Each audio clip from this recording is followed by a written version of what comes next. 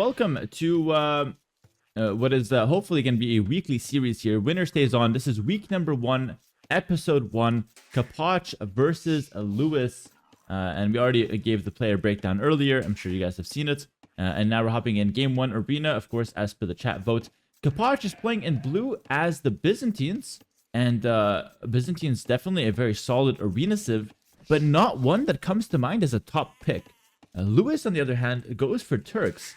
And Turks is honestly one of the best arena civs. You know, maybe there's a couple better civs like Burgundians and Bohemians, maybe Malay, that overshadows Turks in some tournaments. But let's be honest, Turks have been a top pick on arena for a long time now. And it's no surprise that they are being picked here from Lewis. Let's take a look at the strategies that both players can execute with their civilizations. First, I want to point out, this is a lot of space behind Capoch's arena, but you can't really do a whole lot with it. Yeah, Capoch has like a lot of space, but it's in an awkward position, which feels weird. So he doesn't have a lot of usable space, to be honest, behind him. Lewis, on the other hand, has a lot more usable space in his arena. So right off the bat, map-wise, I would say Lewis is actually doing a little bit better for himself.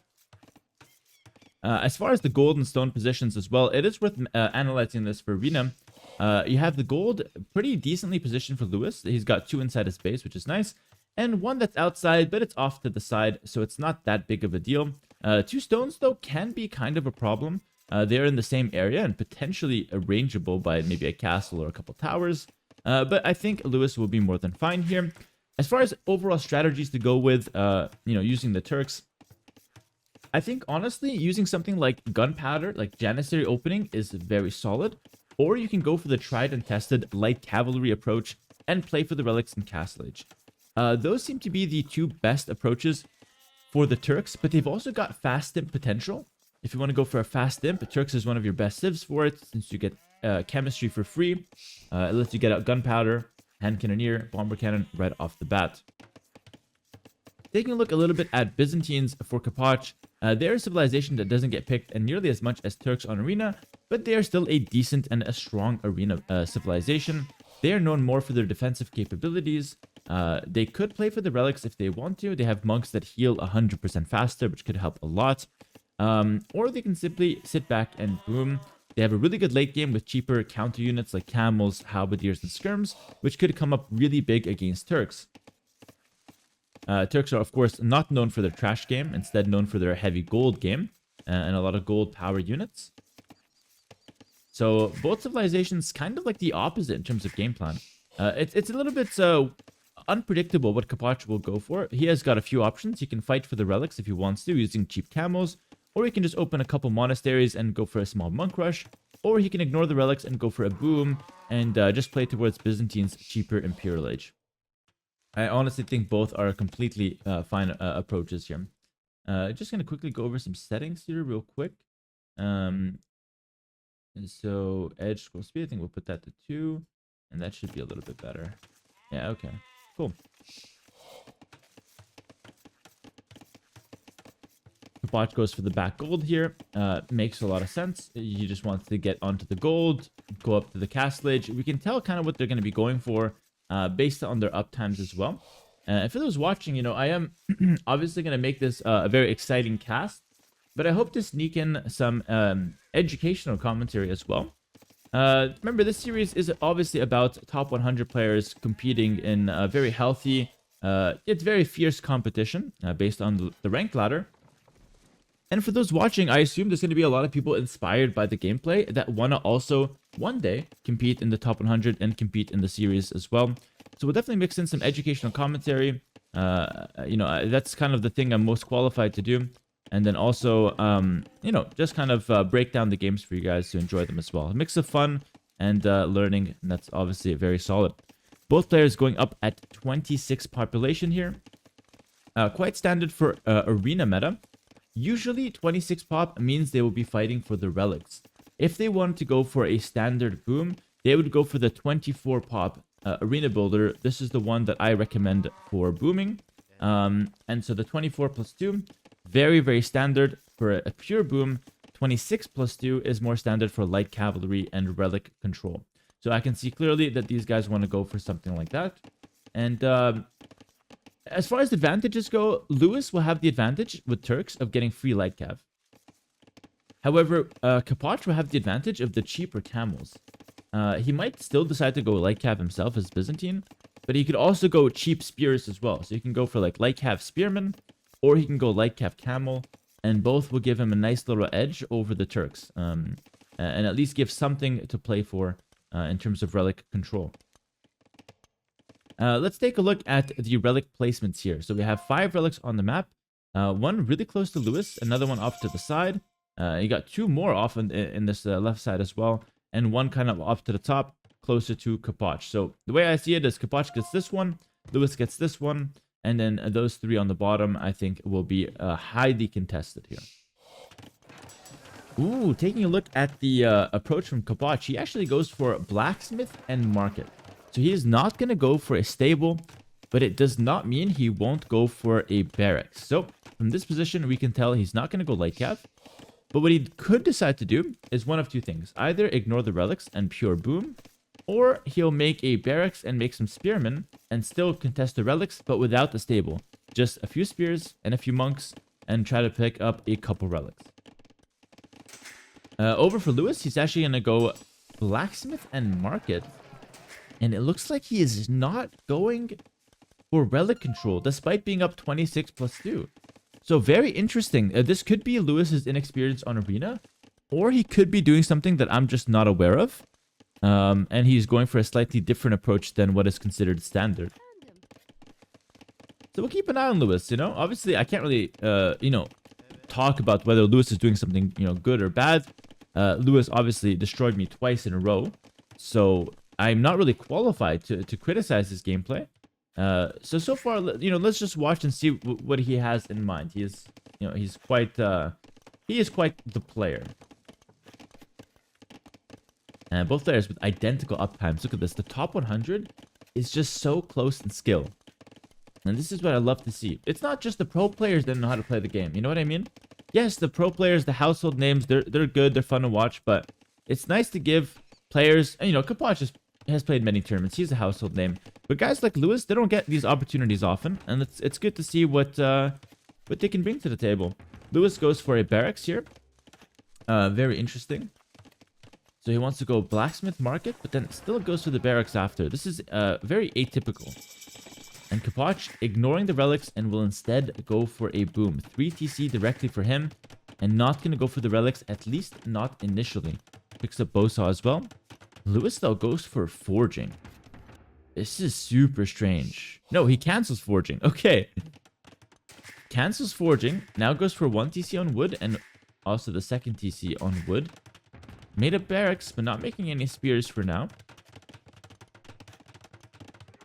It looks like both players going for a boom. Neither player seems to be too interested at all in the relics. Sorry, we're just gonna once again get more scroll speed here. That seems a bit too much. I think 3.5. 3 would be perfect. Yeah, it's perfect. Okay. And now we see our first spearman out on the map for Lewis. It wants to put the pressure on the map. Makes a lot of sense, of course.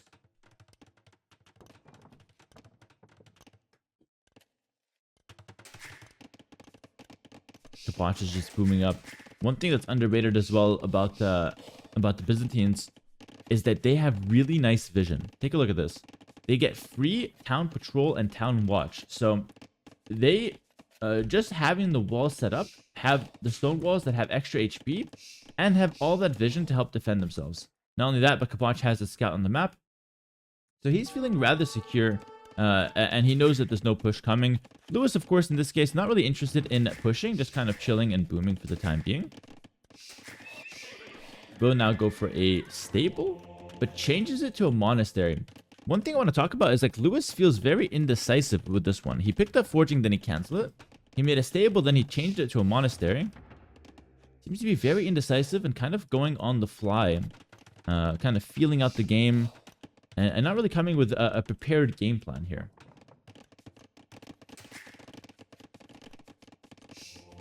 Now, the first monk is surely going to come out. Capoch has a good amount of gold. I wonder if Capoch has it in him to go for the relics at some point himself.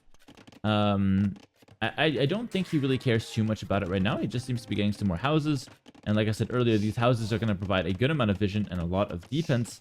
Making the houses towards the front gives you that second layer behind your initial stone walls. So Capoch is going to be feeling quite safe behind these walls.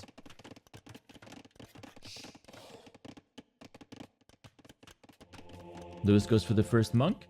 And here, the interesting thing is here, Lewis has way less vision. And he might be thinking, this relic is really easy up for grabs. But there's actually a scout lurking for Capoch. Lewis has no idea. He's going to be moving out with the monk. This is actually a huge moment of the game because this game is very passive so far. Ooh, but Lewis sees the scout and backs up. Yep. He sees the scout, backs up, now goes to the stable. So take a look at how he's kind of feeling it out. He didn't want to commit to the stable before knowing it's necessary.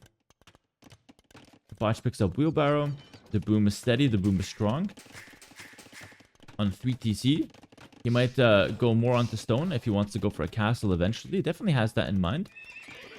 And now the stable from Lewis will give him pretty decent map control. He snags the first relic.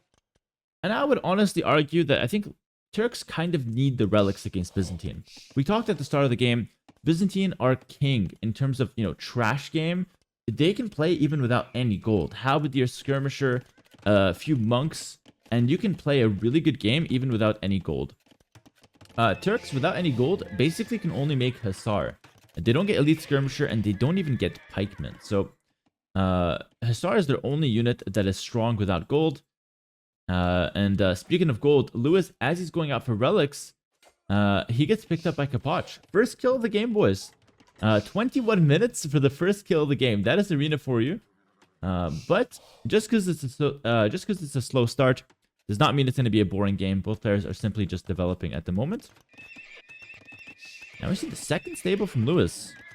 Interesting approach. This is very unique to go for the second stable so early. Goes for husbandry as well. Clearly wants to put a lot of pressure on the map. Capoch, not really interested in the shenanigans that Lewis is playing right now. He will simply click up to Imperial Age and start his transition into military. University at the back. Goes for a barracks. And I'm not sure what Capoch wants to go for. He's got a ton of options with Byzantine. Let's be real here. It could be something along the Arbalest line. See him getting fletching.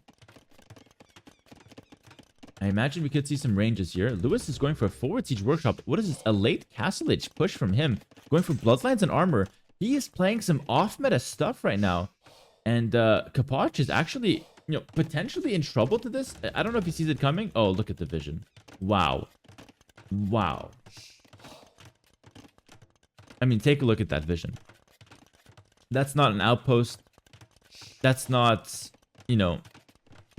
something dedicated to vision. That is a siege workshop giving all the vision in the world and allowing Capoch to spot the push coming. Deletes a few tiles, goes for a castle. That's a little risky. If the Mangonel comes out, that could be problematic. Now finally the scout from Capoch will likely go down here. And it does look like Capoch will simply open Arbalest here as the Byzantine. Open Arbalest, can't go wrong with that. Lewis is picking up more relics. He's going to have 3 relics at the very least, but there's still 2 more up for grabs. Okay, finally some action from Lewis. 9 vills on the castle. Castle's at 85%, but the Mangonel's coming in. He might get a few villager kills. Capoch reacts. He's on no loom. Capoch is on no loom. Capoch backs away. Beautiful timing from him. One more shot, maybe. Not quite. Capoch gets back in there. And so only losing 2 villagers is really not that bad. Gets the castle up. And Lewis's push is probably not going to do a whole lot now. Has a ram out and maybe another Mangonel. But I don't think he really has too much of a push going for himself. Now Capoch hits Imperial Age. He's, planning to go crossbow. But if you think about it, Capoch really doesn't have a lot of army. He's got 2 ranges. Yes, he's Imperial Age, but it doesn't mean he's going to all of a sudden be pumping out tons of units. He needs his time. Lewis, instead of going for Imperial Age, he went for a ton of units as well. Or instead, rather. So has a bunch of light cav, has decent upgrades on them. We'll go for a little bit of a push. Of course, Capoch with this house wall, I think he's more than safe. He can easily make another castle. This push will not do anything in terms of killing Capoch. it is simply going to buy Lewis some time. And in this time, Lewis is going to be picking up relics. As you can see, 3 already, going for 4 and 5. And he's adding in a 4th town center to really boom it up behind it as well.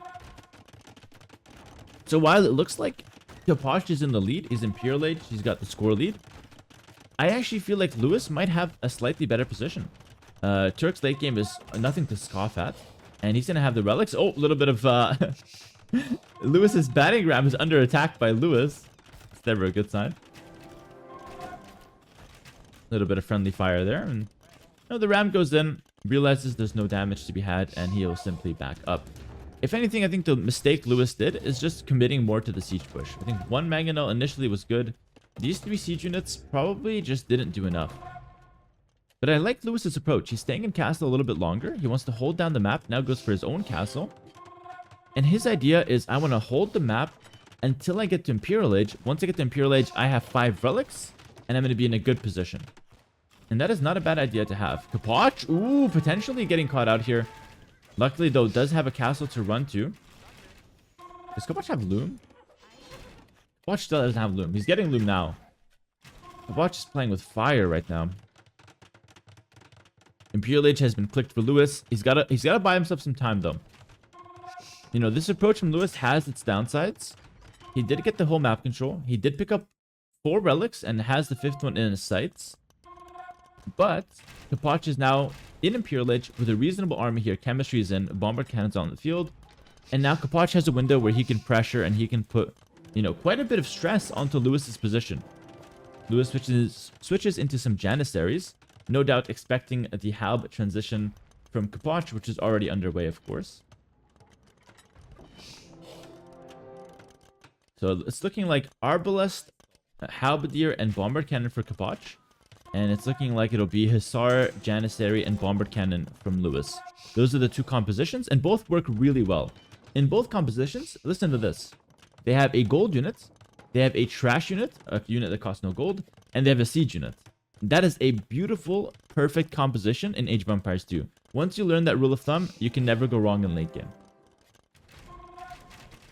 Alright, Lewis, what do you have for me? 1 minute.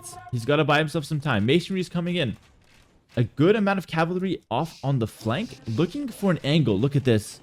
Lewis is hiding. He's lurking in the shadows. He comes out with his light cav. In 30 seconds, those actually become Hussar. This is what Lewis sees from Lewis's perspective. He's going to go in. Ooh, the quick gates from Capoch, but 1 gets deleted, and the cannon is ripe for the taking. Light cav diving in. 1 cannon down. The Janissaries come out from the front as well, looking for that 2nd cannon. Will he get it? Lewis is really looking for it. Gets it in the last try. Hussar's diving in and will also pick up the relic. Really nice dive from Lewis. Picks up all the siege and will run away with the rest of his Hussar. The thing is, what's problematic is that Lewis is on only Hussar. No way, this is ambitious. The ram is coming in. Does it get it? 1 more hit? Ooh, not quite. Treb survives and Capoch's push is doing pretty well. Yeah, the problem for Lewis is that he's only on Hussar. And Capoch is about to have Halberdier on the field. Now, Capoch doesn't have the most amount of barracks. He only has 1 barracks. Might get another one. Another quick gate. Doesn't really come through. And so when Halberdier hits the field as the upgrade comes in, I can see that being a big problem for Lewis's composition, which is mainly based on Hussars. For the time being, though, it's doing great. The Hussars are running in, sniping some siege. And these are decent trades for Lewis. It's not great. But he is trading food for gold at the end of the day, which is a decent long-term strategy to go for. Finally, Lewis is bringing out some siege of his own. Bomber cannons hit in the field. And Lewis deleted his walls. Lewis maybe feeling a little claustrophobic there. Deleting the walls? Okay. That's like taking off your shirt before fighting. You guys see those street fights? That's the equivalent. That's the Age of Empires 2 equivalent of taking off your shirt before fighting. Deletes his walls. Looking to fight. Man to man here. He's not afraid of Capoch. Bomber cannon getting a little too close to the sun there, though. Can't be face checking those crossbows like that. It was obviously greeting for that trebuchet. Not quite enough firepower from the bomber cannon to snipe that one. Hussar is not doing a whole lot against the crossbows. Now the halbs are in. And this is where I think the struggle will come for Lewis. He doesn't really have an answer to the halberdier. A few hand cannoneer. That's not a bad approach. they could be pretty decent. Lewis now has a few trebs of his own, looking to put pressure on the castle. Arbalest coming in. That's going to be the last upgrade needed for damage on those crossbows. He's going to have fully upgraded in terms of damage and range. The Arbalest 6+4, of course. Halberdier has a couple armor upgrades, but nothing too crazy. Now we have a bomber cannon from Lewis, looking to snipe those trebs. The castle's being repaired pretty intensely right now. One treb will go down. Can Lewis hold on to this castle? One cannon as well from the front. Castle goes down. Capoch is now trying to hold on to his castle. One trebuchet goes down. Capoch's castle? No way, down to 500 HP. But he's Byzantines. That castle's huge. 400 HP. Capoch is keeping it up. Capoch is keeping it up, and I think Lewis is in a lot of trouble. Scrambles down yet another castle. He's trying to defend his gold. He's defending his relics. This position is crucial for Lewis. Repairs are trying to come in, but the trebuchets are dying. Capoch hangs on to the castle. Population 175 for Capoch, 155 for Lewis. Lewis needs more BBC. I agree with that. Lewis needs more BBC. He needs more siege. And he needs to use the bomber cannons against the trebs and against the Arbalest to thin them out. I don't even think Lewis needs to worry about the castle. All he has to do is hold the relics. That's the most important thing to go for right now.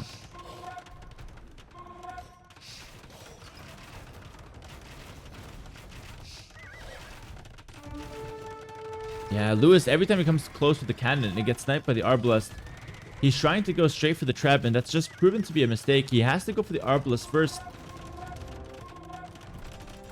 Oh, and Capoch, he's on the verge of winning, to be honest. Arbalest, Halberdier, and Siege. Byzantine composition, of course. Combining that with forward castles to have a ton of HP, it's a really good comp. Lewis is on his last legs right now. Looking for some sort of flank with the Hussars. Not going to find too much, though. Going for yet another castle, but the castles won't hold up. He makes the castle, gets knocked down. He needs the siege to clear Capoch's siege. Now has 2 cannons on the field. For the first time ever, it's 2 cannons, not just 1. But the castle's even getting denied. The Arbalests are on the case. Now we see 200 pop from Capoch. Really bringing in the heat. Yet another forward castle. He's relentless. He knows he's playing on a timer. He knows Lewis has got the relics, and he wants to win before that even matters. Oh, one cannon gets sniped, though. Can Lewis pull off the miracle hold? Getting ballistics. It's a weird thing to get right now. I don't think that's going to help too much. It is a nice upgrade, though. Cannons are finally attacking the Arbalest. This is something I think Lewis should have done a long time ago. Instead of going straight for the trebs, you just go for the Arbalest first. Getting some nice shots there.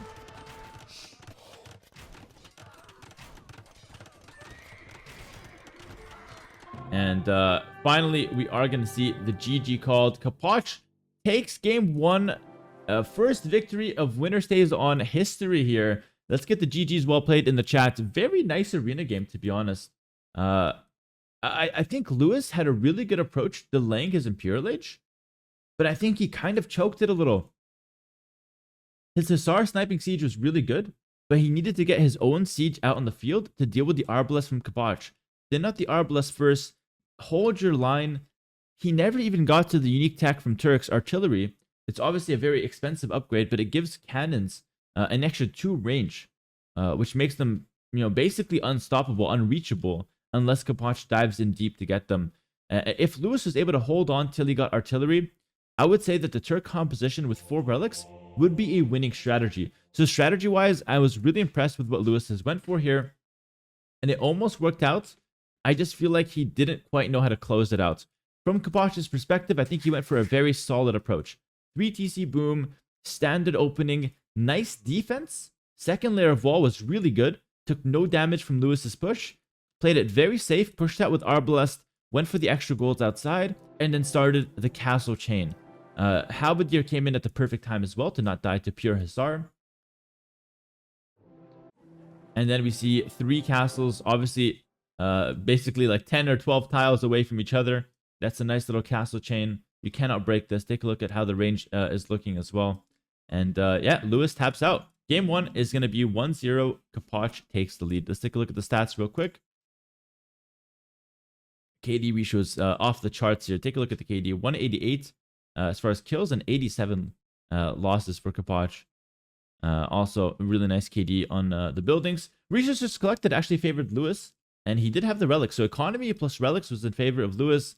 Uptimes were basically neck and neck here. Take a look. Only discrepancy in Imperial Age. Very fast, 25-minute imp from Capoch. I think that caught Lewis off guard a little bit. That Byzantine fast imp is super solid.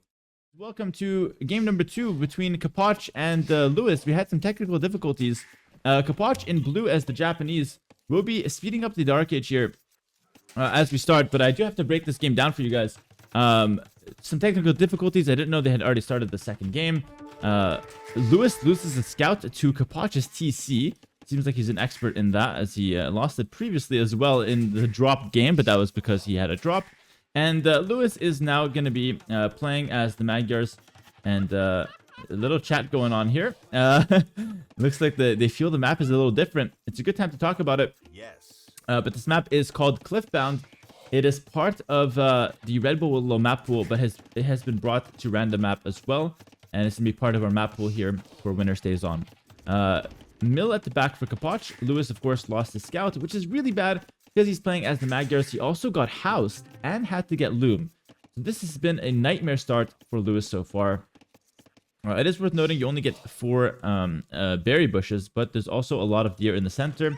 The cracked terrain is definitely worth talking about. Any building on the cracked terrain will take 20% more damage from enemy units. Capoch goes for a really nice setup here. Walls to the left side and takes some wood at the back. And it's going to be Japanese for him, which Japanese, as you guys may know, infantry civilization, dating all the way back from Age of Kings, to be honest, but it's still a top-tier infantry civilization. Excellent for, quick rushes and early game aggression.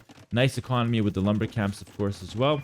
And now we see Capoch walling up quite nicely and making a barrack. So he's going to be completely safe from any early game Magyar aggression. Magyar is known for, strong scout rush. They're known for having a lot of scouts as they get them for cheaper.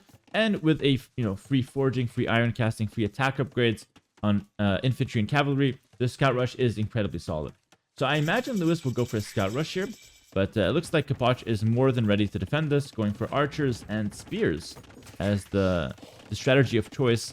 Being fully walled will really help dealing with the raids as well. Just checking. Looks like there's no holes. Alright, I do really apologize for those watching on YouTube as well that we had to skip some parts of this game, and that is on 2 times speed as we catch up here. That is definitely my bad, and I'll try to make sure it doesn't happen again here. Looks like it's going to be a skirm spear opening from Lewis, actually. Doesn't go for the scouts like I imagined he would. Going for a secondary opening, which honestly, that's a really good choice. Scouts wouldn't have done anything against Capoch's base, who is fully walled and ready for the scouts. So instead, Lewis just went for skirm spear and played it a little safe here. We can go back down to a regular speed here, though. Okay, and now that we have some action in the feudal age, skirms on the field for both players. Capoch loses an archer as Lewis picks that one up. Lewis might lose that spearman. He gets a nice hit though onto Capoch's scout. Lewis is playing a decent game, considering he had a pretty rough Dark Age. Nice recovery. He's on the skirms, but Capoch's setup is just a little bit better here.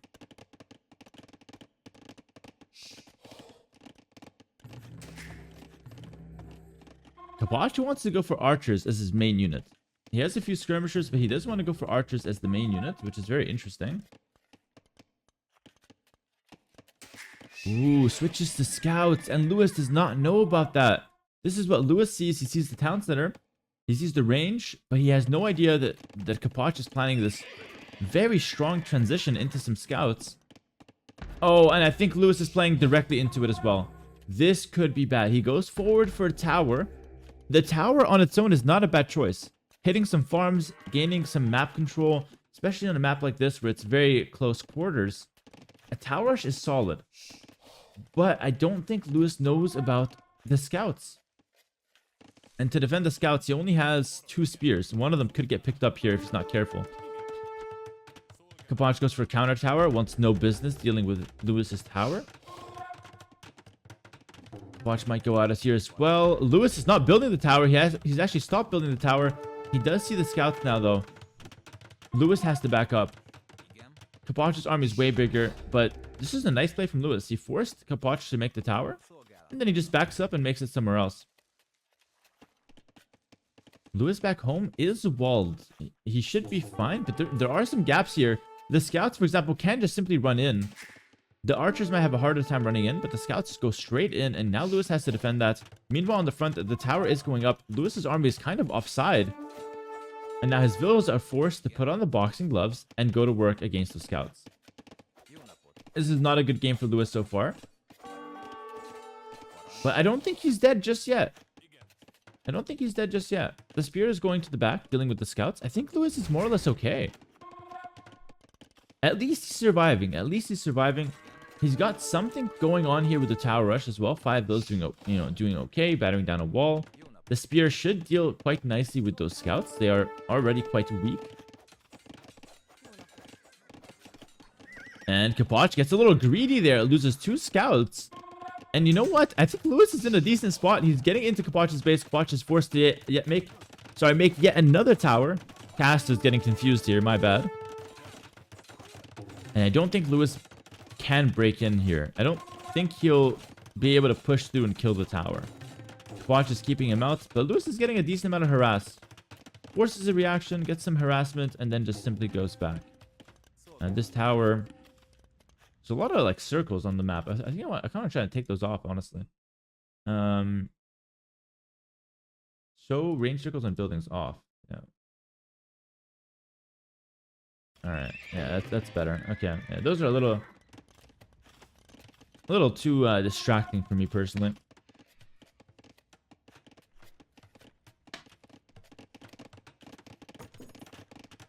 Lewis now transitioning to gold. I think he just wants to get up to Castle Age at this point. He's done a decent amount in Feudal Age. He's got the map control. Probably wants to transition to Castle Age. It is worth mentioning, by the way, that I feel like Magyars do have a slightly better late game. If they can scale to like Elite Skirm, Cav Archer, Elite Skirm, like Paladin, they have some like stronger power units. But in the mid game, you could argue that Japanese have slightly more options to go for. You know, they have the monks on top of the standard units. I think it'll be super interesting. But just, you know, before we get to late game, even if Lewis can get to like Elite Skirm plus Knights with Magyars, getting the free 2 upgrades on the attack can be pretty devastating. So I think Lewis has a good next few minutes here. Mark it down for Capoch. Goes for the second range. Wants to play towards archers in theory. Kills the tower on the front. Doesn't lose a single villager in response. KD so far is 5 and 4. But no villagers have died on either side. Which is kind of crazy because there's been a lot of like back and forth. There's been a lot of army fighting. But no vills have died so far, which is really nice to see. And as far as late game for Japanese, they have decent options versus the Magyars. They've got Halberdier to deal with any Hussar or Paladin shenanigans. And they've got Arbalest or Skirms to deal with Cav Archers. At least until the Cav Archers start getting all their upgrades. Keep in mind, this map is a lot about the center. Take a look at how much gold and stone is in the center. Obviously, a lot of cracked terrain as well. Cracked terrain is, you know, really huge for aggression. It just makes whoever's attacking do so much better than the guy defending. Lewis is looking for something. Like, he just wants to get in with his army. I don't think he really cares to, like, kill too many vills, but he just wants to harass Capoch enough and force some reactions. And I think Capoch is keeping a cool head so far. A couple stone walls, nothing too crazy. He's feeling pretty good. Bondi, thank you for the raid here on stream. I really appreciate that. Welcome. Oh, there's a hole. Lewis is going in. There's a hole. It's not the end of the world because Capoch does have his army here. But there are quite a few spears. Remember, the spears do have +1 attack. The vills were ready, though. Capoch says wrong neighborhood, kicks them out, makes a stone wall, and Lewis drops a taunt. Lewis drops a taunt, and they're going back and forth here. To be honest, I love to see that. I love to see a little bit of banter. A little bit of banter between the players. Obviously very healthy. Oh, Lewis goes for the WTF here. Wonder what he's thinking. He's going for the double stable transition. So he is indeed planning to go Knights. Knights Elite Skirm probably goes for Bodkin Arrow after scale Barding Armor. I think Lewis is in a better position here. Capoch has a good position. He's not like losing or anything. Nice little snipe there from Lewis. But the Magyars with the Elite Skirm Knight is exactly where they want to be. Capoch does have Crossbow though. Crossbow Knights can be a decent approach from the Japanese. Remember, this map is all about the middle. And Capoch recognizes this, goes for a Siege Workshop. The thing is though, Elite Skirm is coming in. I don't think that Siege Workshop will go up. At least not right away. Elite Skirm can pressure these builds. But Lewis decides he doesn't want to risk it. Which is fair enough. He doesn't have Bodkin Arrow yet. Doesn't have any defensive upgrades. So he doesn't want to risk it.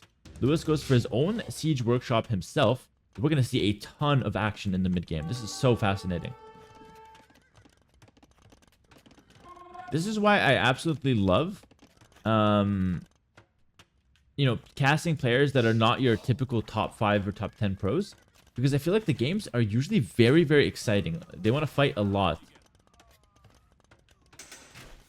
It's not always about playing it safe. Oh, Lewis! That's what I'm talking about!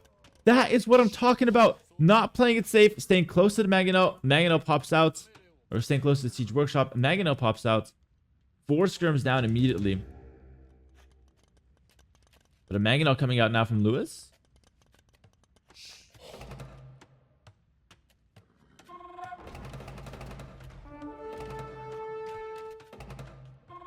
Oh.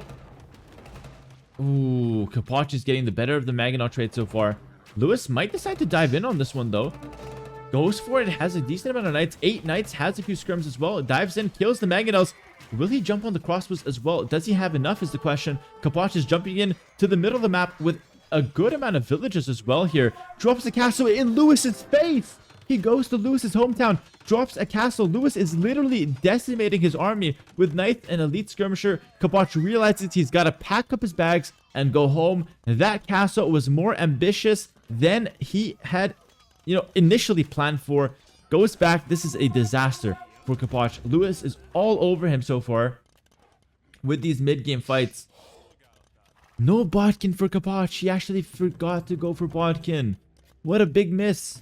No Bodkin on those crossbows. Now makes a very defensive castle. Has the Mangonel to defend himself as well. Castle goes down. Remember, it takes a while to build a castle. And this is kind of an awkward position. Lewis is coming in with the Mangonel as well. Ooh, this is huge. Lewis gets the trade. Lewis gets the trade, and I think the castle could be denied. Capoch is in trouble. Capoch, once again, goes back. Abandons the castle. This is a disaster. Lewis has a really good position here. Both players running in. Capoch into the TC. Lewis also into the TC. But Lewis, is he getting a little ambitious right now? Going really deep with the Knights. Maybe a little too deep. Goes for the Vills. See if he's going to find some value here. Back home, Lewis is still on 1 TC. Quite a nice economy, though. Goes onto Stone himself. It is worth mentioning how the economy is looking like back there.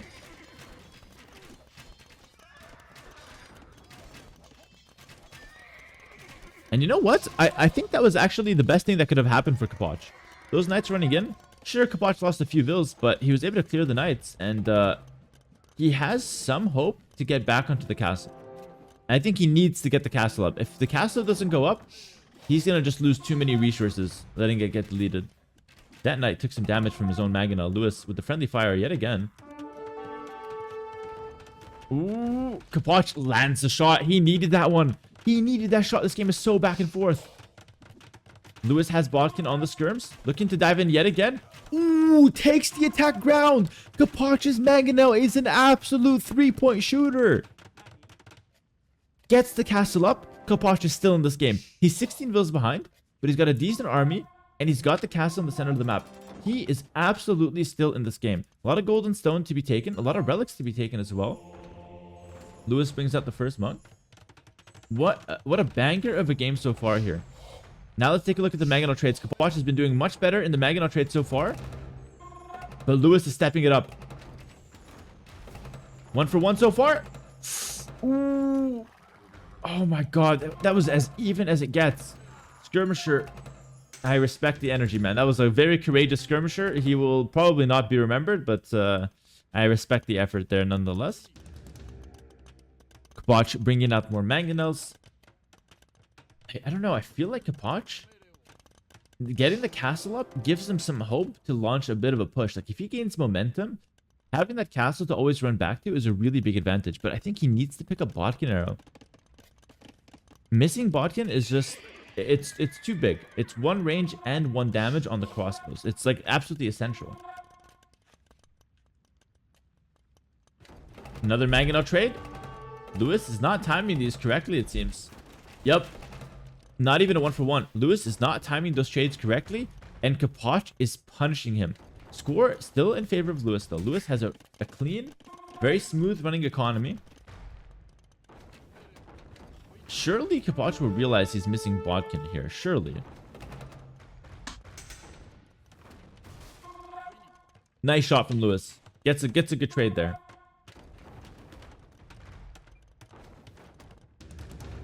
Siege Workshop. It's going down very fast, by the way. Of course, it is on cracked terrain.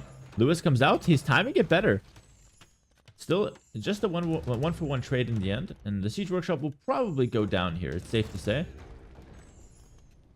I don't think Lewis cares too much. He can always make a new Siege Workshop here. Yeah, it makes it at the back. It's kind of all good in the hood for him. Fully upgraded Knights here in Castle. Fully upgraded Knights are basically some of the best units you can go for in Castle Age. Very strong. It's so, if you think about the Knight, it's so like, it does everything. It's fast, has a lot of HP, has a lot of armor, and has a lot of attack. It basically has no downside. It's a very well-rounded unit. Only downside might be its expensive gold cost. Crossbow also has a lot of things going for it. Nice range. Very easy to micro and maneuver. Ooh, Capoch is looking for a forward castle. We know what happened last time he went for this. The Mangonel trades are absolutely crucial. Huge shot from Lewis, though. Takes out a few crossbows. Takes out a Mangonel. These crossbows don't have Bodkin. They are tickling the balls of the Knights. Nothing more. They are not even piercing the rider. This is a disaster. Capoch is running back. The forward castles are not working out for him today. And the Knights, Lewis is all over Capoch. The crossbows are all dying. The castle behind is not helping. GG is called. Lewis beat me twice 2 weeks ago and is now beating Capoch. 1-1. Winner stays on. Absolutely amazing. Absolutely amazing. Good performance there from Lewis. And after such a bad start, losing a scout in the Dark Age, let's get a GG well played in the chat for our boy Lewis. Do want to talk about Capoch though? Not getting Bodkin arrow. Maybe he got like 15 subs on the stream. A little bit of a challenge, maybe. Remember, this is on Winner Stays On. We welcome corruption, guys, on the channel. So, a challenge for Capoch, 15 subs, no Bodkin arrow. We welcome that. It is what it is. Gotta get the bag somehow. But no, in all seriousness, that's probably not what happened. He probably just simply forgot about Bodkin arrow because there was so many things going on. And the pressure from Lewis forced a couple mistakes out of Capoch. Still, though, he can't be too happy about that because missing an upgrade so crucial like Bodkin can really, turn the tides of the game. Lewis played a clean one. Knights and Elite Skirm and just punished Capoch's castles. Takes the win there. Very nice. Let's take a look at the stats. A nice KD ratio from him. Good economy as well. Only on the 1 TC, but he had a clean economy. Lewis versus Capoch. We have, we'll start with Capoch here. The map is, of course, 4 lakes. You can count them yourself. 1, 2, 3, 4. Make sure they're all there. Capoch playing in blue as the Huns. And we've got Lewis playing in red as the Italians. We'll take a look at the map for those who actually don't know what it is. It is a pretty classic map. It is, of course, 4 lakes. You've got a ton of fish on a small pond in the back of your base, but it's actually not in the back of your base. It's in every corner of the map here. 4 corners, 4 lakes, hence the name. And as far as the middle of the map goes, it's basically just an open land map. You have decent amount of woodlands, a lot of resources. Take a look at how they're positioned here for Lewis, all at the front of the base. And there's a decent amount of things to fight for in the middle. A lot of gold and stone, a lot of woodlands, a few key hills, and 5 relics that are always scattered around the middle. So we'll take a look at the maps here, as I thank Roxy for the gifted sub on stream. We have Capoch that is playing in the blue, of course, as the Huns. Let's take a look at his map. Forward woodline that he's taking here on the front, sending quite a few vills to it. Naturally wants to get a dock up as soon as he can. 2 boars are in a reasonable position. Deer to the back is nice. Berries to the back as well. So as far as food goes, he's doing pretty well for himself. And as far as minerals, gold is in an okay spot. They're both kind of towards the front, but they are relatively close to the town center. So you should have a decent time protecting those ones. And he actually only has 2 gold, which I guess is going to be standard for 4 lakes. I thought you get 3, but apparently it's just 2. And for stone, you get 2 stones here. They're in a reasonable position for Capoch, nothing too crazy. I could imagine him walling down here. It's a big wall, but you could, try to go for something like that. And then maybe down here to connect both woodlands. But to be honest, Capoch's map is quite open. And since he's playing as the Huns, house walling will not be possible. So I expect him to play quite open and with a lot of army. Moving over to Lewis's map, we can actually see both players also docking at the same time. Lewis's map is a little bit, I would say, worse. He's got a side woodland, which is quite nice, close to the town center. Berries tucked away towards the back, which is nice. But his gold and stone positions are a little bit dubious here. Both stones way out in the front, far from the TC, and very exposed, especially close to the bottom of this hill. Main gold as well, very close to the bottom of that main hill. And secondary gold is in an okay spot off to the side, but still kind of towards Capoch. So I can definitely imagine Lewis having some problems locking down those 4 key minerals. And like, if you think about it, without those minerals, and if he loses that side of the base, he's got nothing. He has to expand over here or down here to get access to any other minerals. So he absolutely has to fight for these. And you know what? I think he knows this. He's making his house out here to try to wall up some of his map and keep maybe his gold safe. That's potentially what he's thinking about right now. Ooh, we have some action here. Lewis goes for the quick wall. And, yeah, gets his ville completely safe. No shenanigans, no cheesing happening today. Capoch was looking for it, but looks like it's going to be simply Lewis escaping that threat and staying calm. And he did that all while luring a deer, so pretty nice play there from him.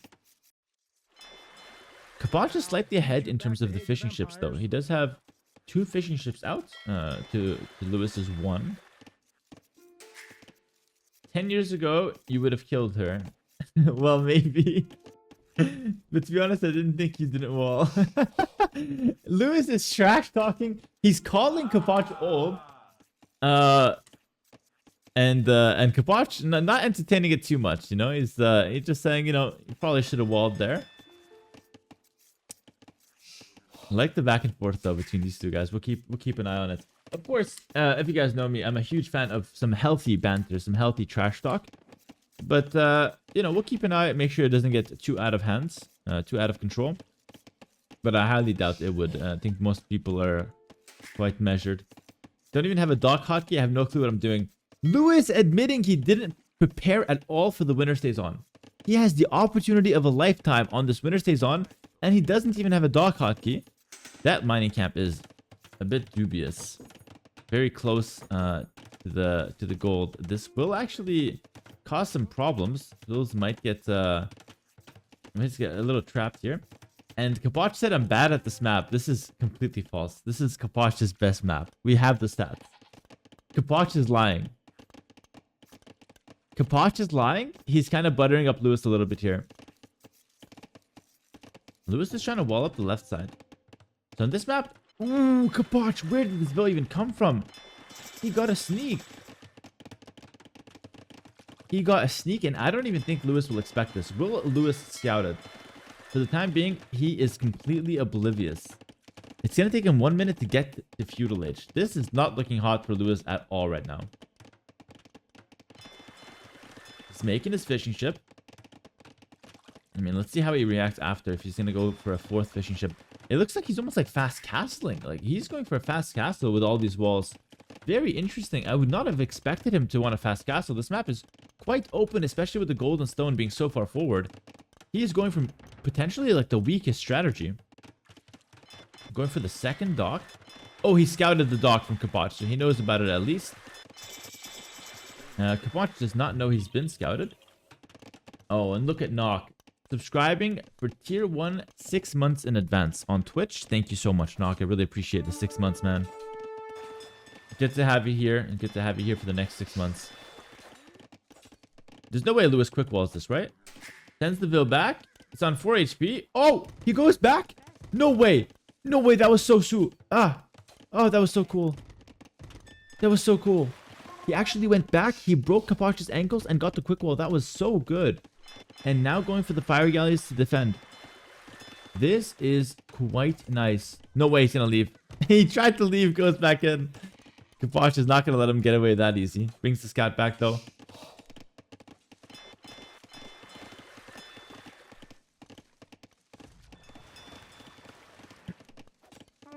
Capoch tries to dive back in. Lewis is toying with him. Capoch on the leash for real. Capoch on the leash for real. Lewis is toying with him. Scout continues to go back in and take some hits. And now on the water here, Capoch. It's 2v2, but Capoch is fighting a little bit better. Second dock now for Capoch. Defender's advantage is huge with these lakes. You can just camp in between, and it's hard to be hit. So that was a really good strat from Lewis.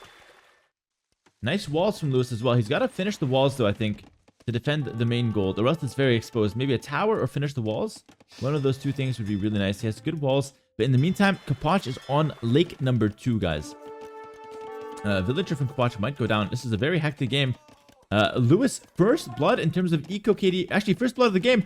Goes for the sheep. Lewis is taking no casualties. Look at this.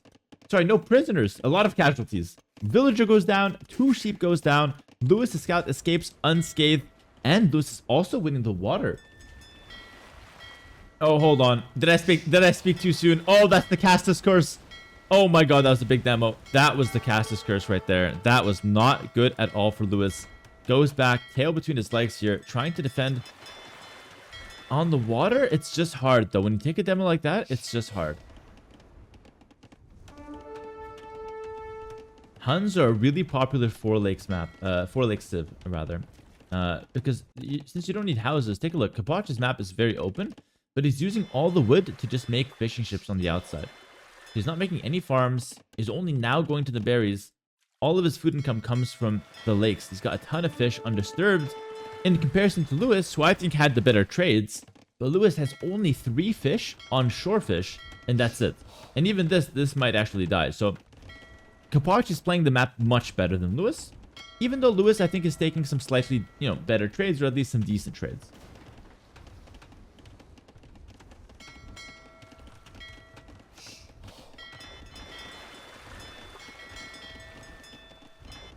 Oh god, the demo coming out intercepted by Lewis's demo right there. That was sick.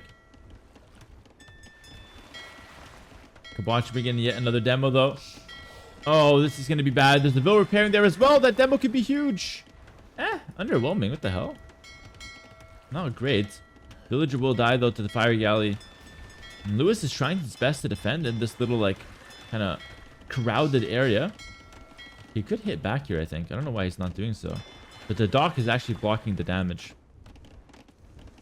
And Lewis clicks up to Castle Edge. Capoch should be pretty close behind.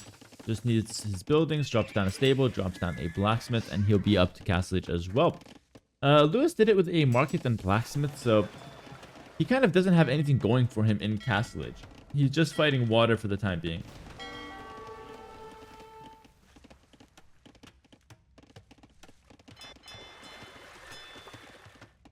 I think Lewis is a little bit lost on what to do. If I take a look at how Capoch has played this one, I see a guy with a lot of experience. And this is why I really like the winner stays on. Lewis is a guy that does really well on Arabia and open land maps, but he's lacking the experience on the hybrid maps. And I think these kind of games are going to be key for him getting better as a player. So now take a look at this. Both players going up to Castle Edge, but Capoch is up 14 workers. Of course, fishing ships on the outside.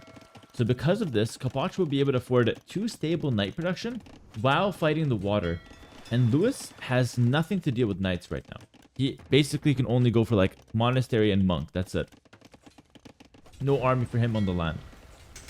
That being said, Lewis is doing okay on the water so far. Winning this lake is kind of mandatory. Sending a lot of those now to go and repair those ships. But maybe a little bit of an overreaction here. 7 villagers on repair duty. Yep.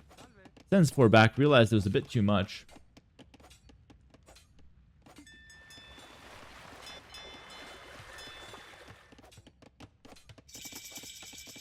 Ooh. This is the play that could... There are 4 pawns, man. Capoch with the trash talk of his own. Lewis is fighting for dear life for his 1 pawn.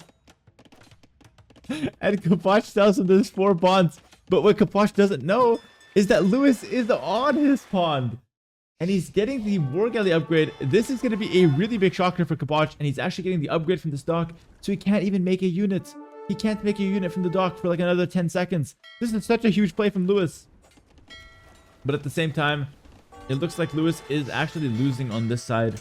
And could potentially lose his only lake. Capoch goes for a second town center. Goes for 2 stables. Looking to bring out some of those knights. Now we see a monastery come down from Lewis. And this is a really good play. Like, Lewis sneaking that dock was huge. I just think it might be a little too little, you know, just too little too late kind of thing. I mean, Lewis is on 2 TC. Like, I could see a world where he holds on here, but if the knights get in, it's probably GG. Yeah, that's probably not gonna be holdable here for Lewis. Doesn't even get the monastery up. The knights are running in. Oh god, it's 99.94%. The monastery is at 99.94% and another hole. You can't be serious. The worst is yet to come for Lewis, it seems, as the knights are flooding in. He can afford a couple monks, but he's gonna need, you know, a lot more than just a couple monks to hold this, I'm afraid.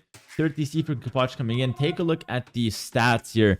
15 army to 1. Lewis is gonna try to plug the hole, but Capoch keeps on coming in. And yeah, now Light Cav is on the way. I guess you can delete that knight. Yep, probably best. Take a look at the score gap. If there's one thing I know about Lewis, for those who don't know him, he's a fighter. And he plays on quite a long time. He does not resign early. And to be honest, I kind of respect that. Play till the end. Capoch will actually take Lewis's lake, by the way. Starts adding some fishing ships himself. And Capoch also managed to stabilize his lake as well. So kudos to him for that.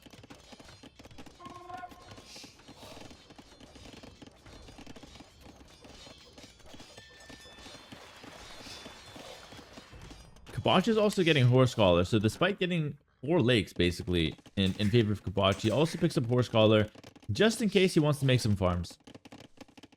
Look at this guy. And now Capoch with the sneaky build goes for a siege workshop, but that's an ambitious strategy. Lewis should spot this out and just easily deal with this. And yeah, Capoch probably just has to delete. I don't see another way to deal with that situation. And we do see the delete, and we see the siege workshop also getting cancelled. Alright, siege workshop on the front. Okay, Capoch, the one behind the base is not working. He's going to go for one from the front. So regardless, Capoch wants a siege workshop. He is pretty adamant about that. And I think Capoch could sneak in. There's a hole there. Is there not a hole? I think there was. It goes back instead. Maybe he doesn't want to risk it.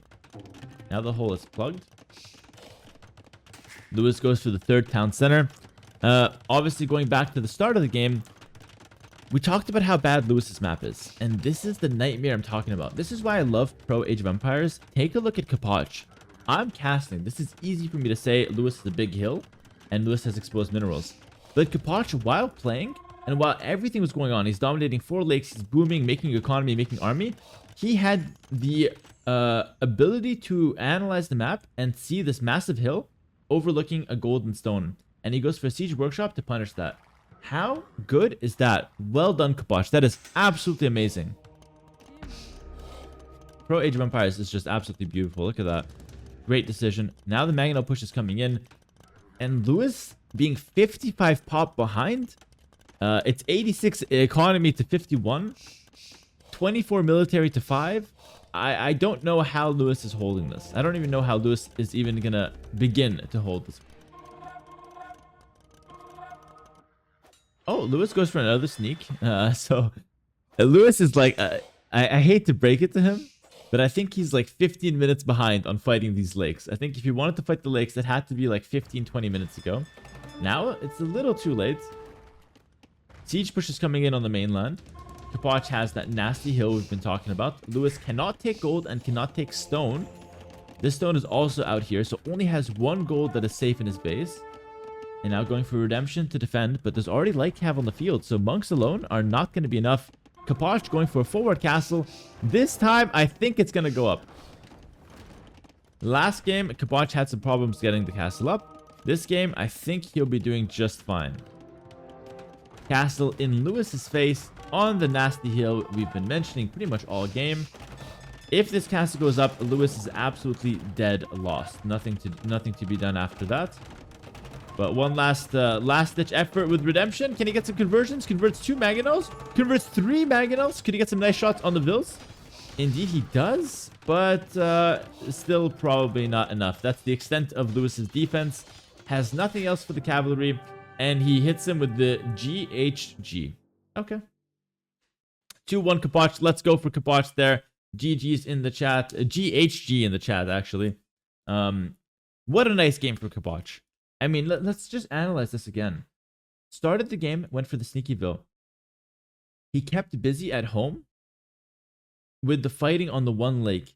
Then Capoch takes all 3 of the other lakes on the map while constantly fighting Lewis's lake. As Lewis is walling up and defending, Capoch gets up the castlage, starts putting pressure with knights. Lewis had a couple sneaks that were decent, but nothing too substantial that hurt Capoch's economy. Capoch went to 3 TC, starts mining the stone, and goes for his push on the killer hill that overlooks all of Lewis's base. And it's GG. It's absolutely GG. Nothing to be done for Lewis. He spent too much time fighting one lake. Never really went out here to contest the other lakes. Never even went for any scouts to counterattack. This was a very one-sided game. I think Capoch absolutely rolled Lewis on this one. And to be honest, it's going to be Lewis having to come back with his home map after this one, because that was a rough game. Let's take a look at the stats here real quick. KD a lot closer this time around. Economy, 8,000 resources in advance or ahead for Capoch. That is huge. I don't even think Lewis knows about the number 8,000. It's too high for him. He usually doesn't go beyond number 37. That's usually where Lewis stops counting. If you know, you know. Society as well. Take a look at the Vilhai. Not that far away, but it's really the fishing ships that added to that number. And APM, both these players are turtles. Just kidding. That's actually pretty decent APM. All right, guys. Welcome to game 4 of our first week of Winner Stays On. Capoch is currently leading 2-1. And we're going to be playing on good old classic Arabia. This is Lewis's home map. It's been a pretty close series so far, but I think Capoch really showing his experience on those hybrid maps, pulling ahead against Lewis. On Arabia, we have Capoch in blue playing as the Mayans, and we have Lewis in red playing as the Saracens. And, you know, classic Arabia. We all know and we all love this map. And I think Mayans are a bit more of like an Arabia, you know, standard Arabia pick. Whereas Saracens are not something you see too often. In fact, Saracens probably not the best civ against Meso civilizations. They're more of like an anti-knight civ. But here we have Capoch playing as Mayans. No knights going to be coming out for him. Unless he's cheating. But if he's cheating, we'll keep an eye on him. Make sure to call him out on that. But yeah, the only time Capoch will have a knight this game is if he gets a conversion. So Lewis's camels will not be doing a whole lot here. And if we can analyze the map a little bit, we'll take a look starting from Lewis's base. Lewis's map is looking pretty good. He has some nice back woodlands. Also has a back gold and a back stone, which is quite relevant for Saracens. Sometimes they like to mine stone and sell it at the market to take advantage of their bonus. And then, you know, some nice walls, you know, down here, maybe over here or over here. Can keep Lewis's map quite safe. Obviously, one downside is forward berries. Also has his secondary golds quite exposed at the front, and so is the secondary stone. So initially, the map is looking okay for Lewis, but as the game goes on, he's going to need the map control to take extra minerals. Overall, on the other side for Capoch, of course, playing as the Mayans in blue, has decent wood lines off, you know, to the different areas of the map. All of them kind of forward, though. Nothing to the back of the map. Looking balder than his head, to be honest, back here. But aside from that, Capoch is pretty okay. Can easily wall from the woodlands to the cliff, woodlands to woodline, keep himself pretty safe, and might even go for some massive walls. Capoch, see a little bit of a pause here. But he should be pretty happy with the map. Taking a look at the mineral positions, forward gold is a bit awkward, but does have a nice back stone, which is nice for the mines. Decently back secondary gold, and then a gold and stone out here as well. All right, second rhino coming out. It's a good time to mention as well, after this game on stream, we'll be running a giveaway for the viewers. So for those who have been watching us and want to take part in a giveaway, we will be running one after this game. So stay tuned for that. I have a few nice things to give away. Probably like 3 things, maybe a bit more. You know, this should be nice for the chat because you know, this series is about giving back to the AV2 community and creating a lot of you know, a lot of things that well, you know, people can win. You know, giveaways for the chat, top 100 have something to play for, and it's not much, but I'm just starting it myself. The budget's not crazy, but I want to, you know, put some things in there so people can benefit and be happy with.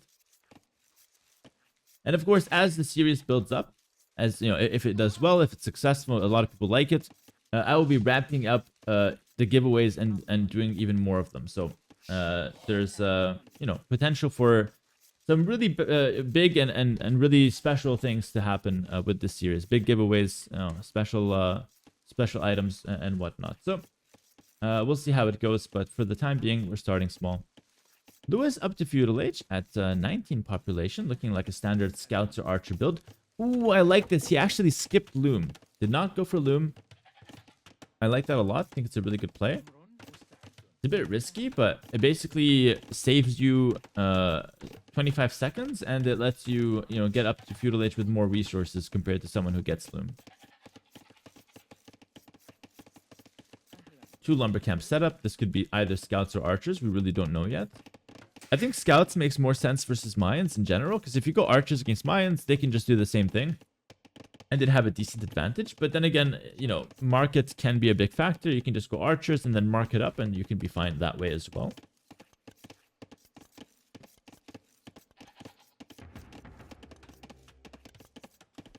All right, Capoch will simply go for a barracks on the front here. He's still luring in some deer. Very greedy. How much has Capoch scouted yet?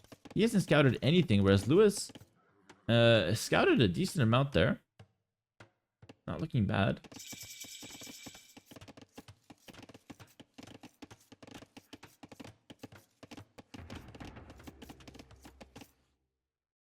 Lewis is going to do a nice loop around the town center here. This is something I always recommend, especially on Arabia. Get all that information out. See how your opponent's map is looking like.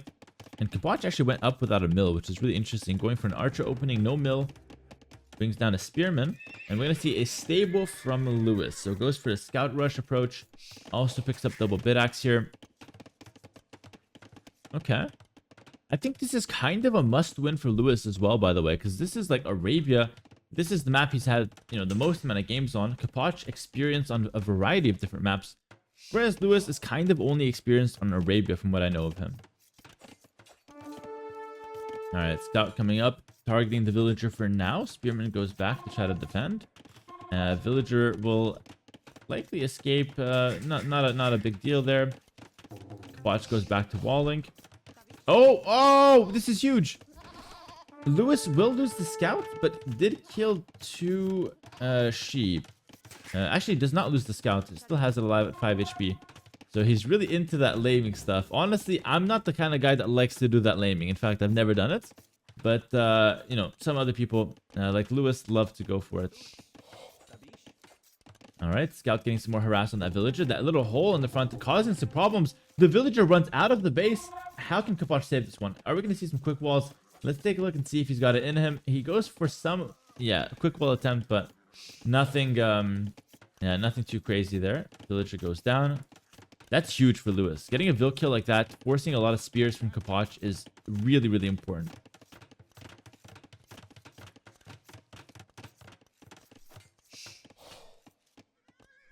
Yeah, look at that. 3 spears on the field. And the scouts get a lot of value. They get a lot of information. Meanwhile, Lewis is also walling up. This is something we said he could do. I imagined some smaller walls, but he went for bigger walls to try to include the berries, which is, you know, quite interesting. Definitely a decent decision.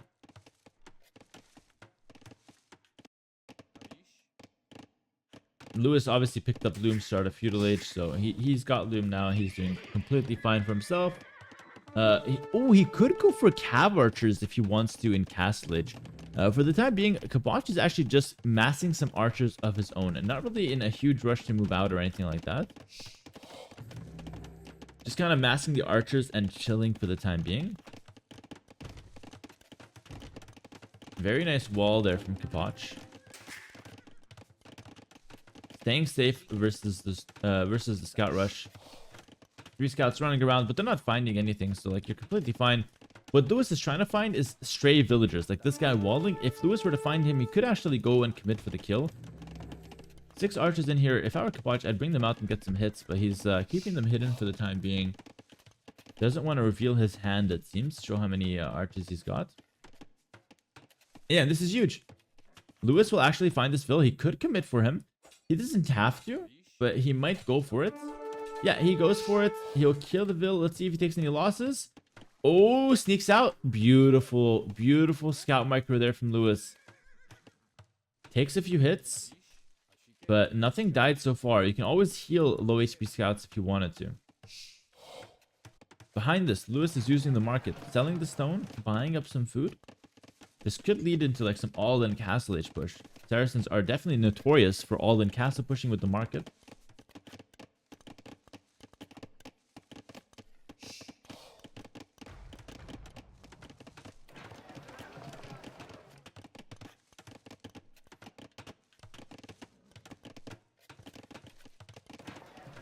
Market goes down for Capoch,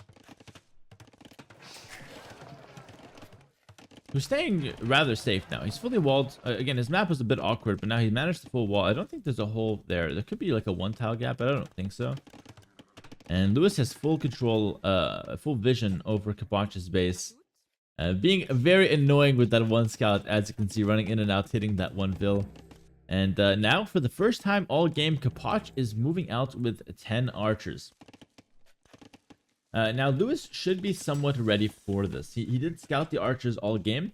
He could assume that Capoch is around, you know, with 10 archers or so. And I think, you know, he should be ready to defend it. He has the walls for the time being. The only way this gets damaged is if Lewis panics to it. Lewis also has a really nice defensive option, which is just to build markets at 75 wood. You can, you know, stay safe and re-wall behind with markets. Houses are a problem because you can get your villagers hit.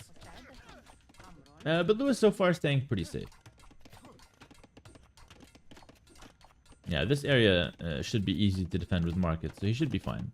I'm just curious what his strategy will be in Castle Age. He can go for a few things. He can go for 2 stables and push. Or he can just go for a boom. He can play light cav and control relics. He has a few options. Looks like he's adding a 2nd stable, so he clearly wants to play cavalry. For those who don't know, Saracens don't get cavalier. They only cap out at knights. They have excellent camels, but camels in a matchup like this is not really your go-to unit.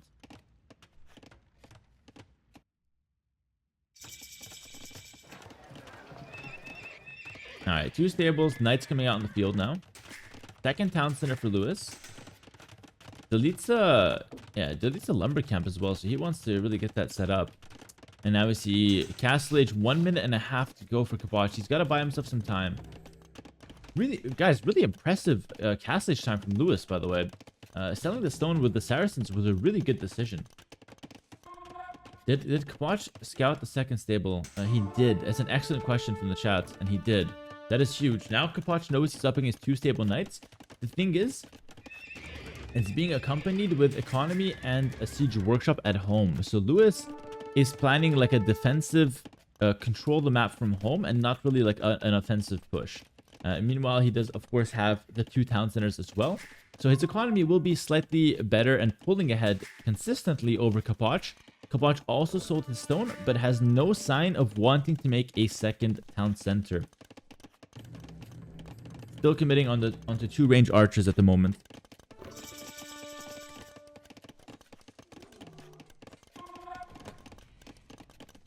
Capoch gets a Castle Age. Crossbow Bodkin is in. Probably tries to move out now.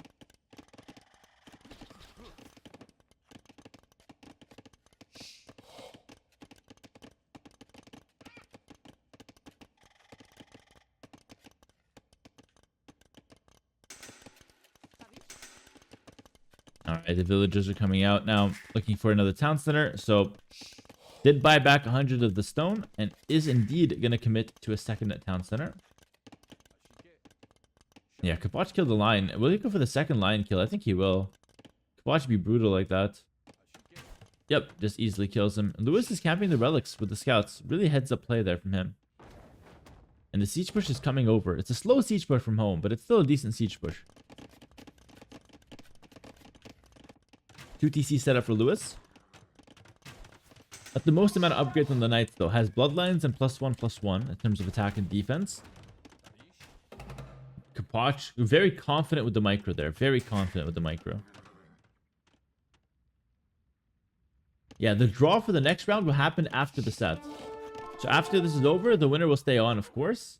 Part of the name. And the next challenger will be announced. We're going to draw him random from the list of signups.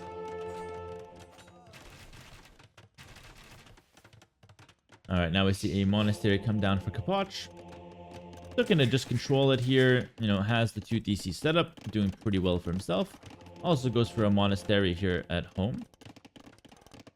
I think there's no holes anymore. Yeah, the hole that was between the 2 houses has been plugged in. And now Lewis is looking for something with the knights, and in the meantime, going for a 3rd town center himself. I'm really surprised. One thing that I think Lewis should have considered is just simply picking up the relics. I feel like that's the one thing missing from his game plan. I think Capoch is looking to do that himself, picking up some monks.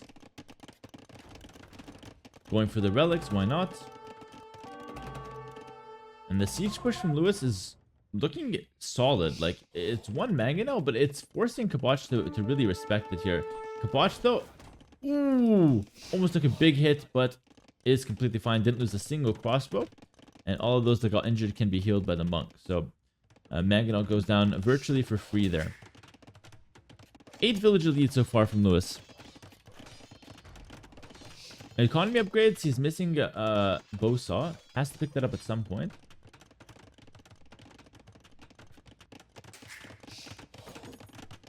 Now Lewis is going big onto stone. This is something I recommend, by the way. Going onto stone after you have 3 town centers is the perfect time. I got asked a question of this. I have basically a secret Patreon Discord where people 24/7 around the clock can ask me questions. And someone is asking me, when do I go for castle? Like, when do I start mining stone? And my reply to him, ooh, as the mangonel's coming in here. Can we get another shot? Lewis is playing it safe. Just wants to back up. Good micro from Capoch. So I responded to him, after you get your 3 town center set up, it's a really good idea to get onto the stone. Once you get onto the stone now, it lets you either go for a defensive castle, a middle of the map castle, or a forward castle within like 3-4 minutes, which is when you need to do it. So it's really important to start mining some stone at exactly this moment. And you can see that Capoch, 100% within the next minute or so, will get onto some stone. Like, it's a pretty good idea. The only reason he wouldn't do it is that his stone is actually outside the walls. So maybe that's the reason he doesn't want to. But he for sure has that, as part of his plan. And there you go. Within, like I said, 10-20 seconds, I gave him a minute. He's already on stone. These are what the pros are going for. This is like, the information I'm giving is exactly what the pros are doing. And it is a very consistent way to play. Thing is, though, because Capoch has an exposed stone, he needs to mine very fast. And take enough for a castle to drop a defensive castle. In the meantime, though, a few knights actually broke in. A huge mistake from Capoch. Knights broken in, killing a few villagers here. Has to worry about the mangonel, but Capoch's micro has been absolutely exquisite. Seriously good micro there. Lewis, though, getting some nice kills with the knights. 10 villager lead for Lewis so far. More military, though, in Capoch's hand. Still neck and neck in terms of population. Yeah, this is where the hole was. Lewis snuck in from there, and now Capoch will force him out and plug the gap. 1 spear causing some harassment here, but nothing too major. It looks like Lewis is simply building up into a castle. I do want to talk about something very important, though. Throughout the entire castle age, Lewis has been making a unit, the Knight. This unit does not scale at all for the Saracens. It is terrible in terms of late game. No Cavalier upgrade. Forget even about Paladin. Whereas Capoch has been making the crossbow, which is the key scaling unit for the Mayans. It leads to Arbalest. They get them even cheaper in Imperial Age. And this is a really scary ball of archers that will be upgraded in late game. So Lewis, although he has a 10 villager lead, will need to transition onto a different unit, whereas Capoch is already making his strong late game unit. Very important to understand this kind of relationship here. Oof. Capoch has to watch out though. Lost only one crossbow. Just heal them up, brother. You're missing 400 HP. Heal them up. What are the bugs doing? Get back in here. Heal them up. And there you go. Capoch wanted to rush this down because he knows he needs a castle. Capoch is such a smart player. He knows he needs a castle. Rushes it down. Even buys a couple hundred stone. As you can see. He didn't buy some stone actually. He just mined it a lot. Interesting. Okay. I think he bought 100 stone initially only. But he rushes down the castle and in the perfect position. On the hill, it's actually overlooking 3 stones, which is ridiculous. This is literally the area for stone. And Lewis is just a step behind. He's a step behind with this push. He waited just 1 minute too long. And now those mangonels and all of those knights that he's making are kind of useless. Remember, they don't scale. If you can't do anything with them right now, they're not going to get better throughout the game. And Capoch is just camping and chilling until Imperial Age with a castle on the hill, and he is all over that rock, taking the stone. And who knows, with this kind of stone, you can take, castle here, maybe castle one day in the middle of the map, castle at the back to defend from raids, castle here, castle there. There are so many hills on Arabia that are begging for a castle, and Capoch wants to deliver. He wants to get castles on all those hills. But of course, with time, both players up to Imperial Age, pretty much neck and neck. Lewis, I will remind you guys, he's up 15 vills. He does have some issues with unit transitions, but he is up 15 vills. There is one... No way! Lewis! Lewis is a paid agent. I know we like corruption around here, but that's a bit too much. Triple mangonel shot on his own knight. Lost 1 to the town center fire. Lost 1 to the crossbows. Can we just go back and heal these guys? They have no more HP. He lost half the HP. Disaster. Disaster. Alright.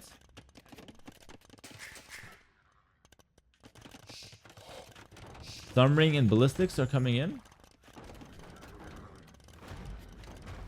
I mean, I know the knights are going to be useless in imp, but I think we can find a better use than killing them with our own mangonels. A lot of economy upgrades now from Lewis. I like to see that. Capoch risking it before Imperial Age. This is kind of a bold move. He does have ballistics, and Thumbring is about to come in. Risking it before imp would be, I would say, foolish. But Capoch maybe wants to show off a little bit here. Show some nice micro. He's getting some good trades. I mean, he is getting some really good trades. He's playing with fire, but he's doing a good job.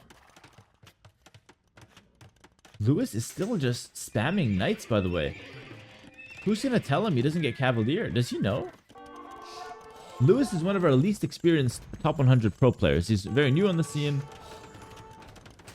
Doesn't necessarily have the most experience. But I would imagine he should know that, you don't get Cavalier. I'd imagine that would be a pretty safe assumption. But he's spamming the knights like he's... we're just gonna go knights? Saracen knights? Oh god, we're diving in. This is a meat grinder. We cannot dive in there. 2 knights already down. Chemistry. Bracer coming in. Okay, there's one unit. I wanted to talk about this earlier. There's one unit that makes a lot of sense from Lewis. I think you just go Onager. Onager Hussar does not sound bad at all. Capoch, don't take some big hits. Like, for your own sake, don't take big hits. Kite well. If you kite well, he's got extra range now with Bracer. Should be easy. Should be easy.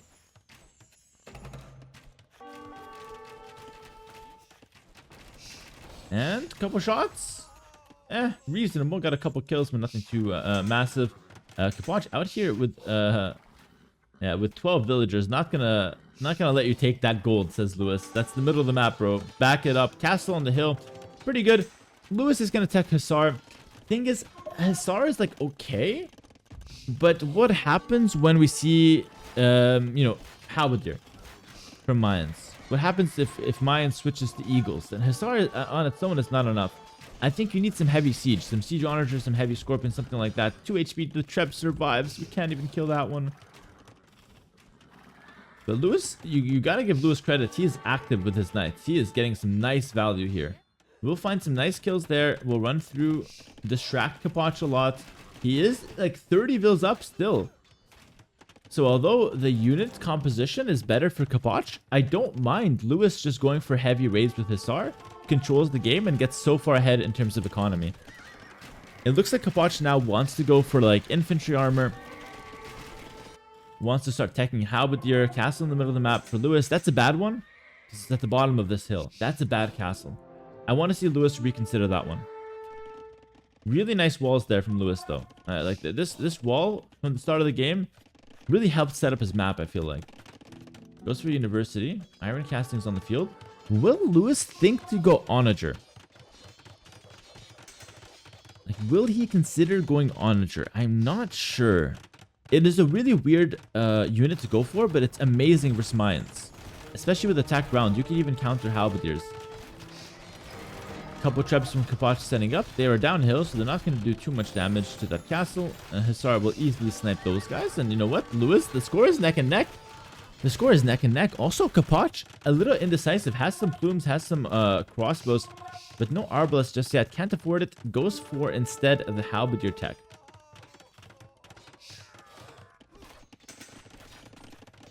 A little bit of army here from Capoch. No hold down here. It's perfectly walled in here. Let's see the Halberdier attack come in. Those two plumed archers will be hella annoying, but pretty easy to deal with. Yeah, if Lewis really wanted to take them out. Lewis running in again. Capoch trying to wall up, but Lewis is just going to be running in with his Hussar. On repeat, running in. It looks like he's setting up a skirm transition back here. Getting fletching, getting chemistry. It looks like he wants to get onto some skirms after all. Yep. Siege workshop and a few ranges. Listen, guys, skirmisher is not a bad choice. I did talk about onager. It's a good choice to go onager, but it's still a fine choice to go skirmisher. It's really good against arbalest and really good against halberdier, so there's nothing wrong with it. The only downside to skirmisher is that it takes a long time to get the upgrades. Chemistry, ballistics, you know, fletching to bracer, and all the armor for the archers takes quite a long time. Another big advantage for Saracens in the late game is the bombard cannon. Mayans, no gunpowder whatsoever. Oh, speaking of gunpowder, in theory, Lewis can go like hand cannoneer as well if he needs a few units to defend Halbs. Saracens do have the tools needed to defend mines. They have the tools. Hussar, skirm, bombard cannon with a few hand cannoneer mixed in, if there's eagles on the field, can be decent. Thing is, this castle, I did say it's not a great castle. It needed to be a bit further back, maybe. And it's gonna die. And once this dies, what's defending the trebs, really? The cannon is out, but it's just a bit too late. We've seen this in the arena game as well. Lewis is not good at holding positions. Take a look at that. He's good at raiding. He's done a really good job. He's at 161 bills. But when it comes to holding positions, it feels like he's just doing the wrong things or making a few mistakes that cost him his castle. And now we see a castle from Capoch, once again, controlling even more mineral, more stone there. And take a look. If Lewis went onager, he would have 1-2 onagers. It's enough to defend this. Because he needs to go skirm, he's taking forever to get the upgrades in. If Lewis loses this game, we're going to think back and say he definitely needed some onagers. It would have been the perfect combo with the Hussar, at least for a bit, to just hold on to the position. Take a look at this. No handcart from Capoch. Can I get a minus 8k res in the chat, guys? If you've seen the Spirit of the Law video, you'd know Capoch missing handcart at 45 minutes. That's minus 8,000 resources. Simple as that, guys. That is a disaster. Minus 8k. Not looking good. Not looking good at all there in terms of economy. Obviously, there's a lot going on here for Capoch. I don't blame him for missing handcart, but it is still a big miss. Hussar is still looking for a lot of raids there from Lewis.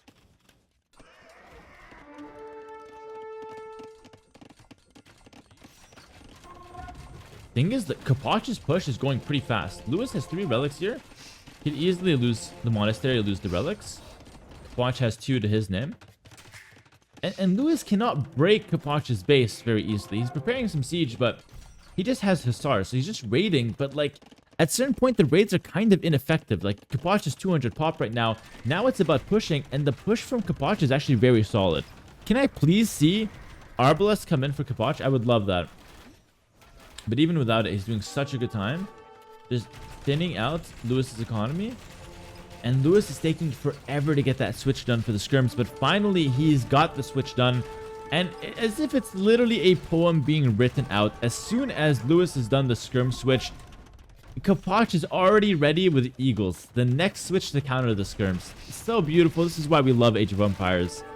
So beautiful. One guy goes for a counter. The other guy is already prepared for it and going for his own counter. And then it's up to Lewis to find a counter to the Eagles. For the time being, though, we see a little bit of a heist there.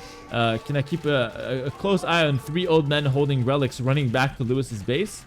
Gonna file a police report for that one. Hussar in the corner, kind of contemplating life. Should I kill him? Should I not? The moral, obviously, debate there. We've all had that debate. Should you kill a villager on a farm or should you not? And just stare endlessly into a void. It's a debate we've all had at one point in our lives. Or maybe it's just me. Who knows? Treb's still pushing on for Capoch. Score is not that far apart, though, because Lewis has had a really good economy for a while now.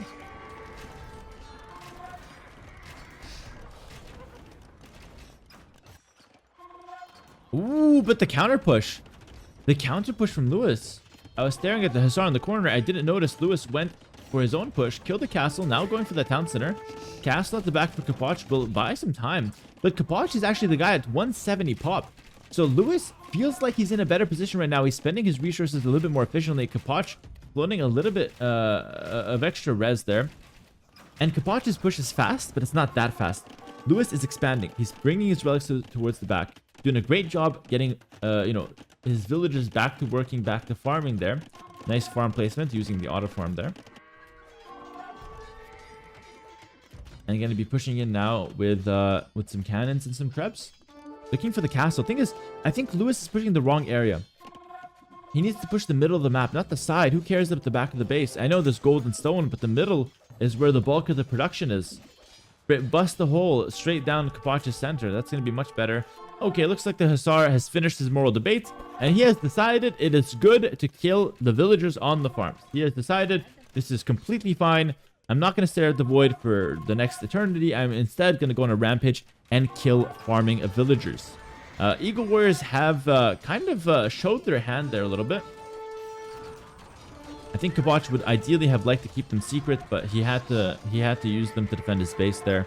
Score is still really neck and neck. There's one good counter to Eagles, and it's hand cannoneer. Lewis is already on it. Look at that. He's already on the counter to Eagles. Very smart play from him. Has to still move a lot of vills, though. It's been a hard defense. How has Capoch never picked up Arbalest tech? Now he can't afford it. This is crazy.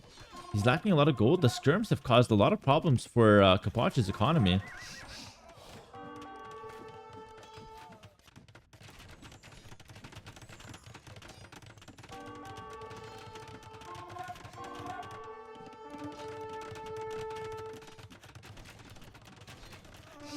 Now the crossbows are getting involved. Lewis is taking some losses, but the thing is, I think he's going to be able to hold. This army will clear everything up eventually, and he will get the hold.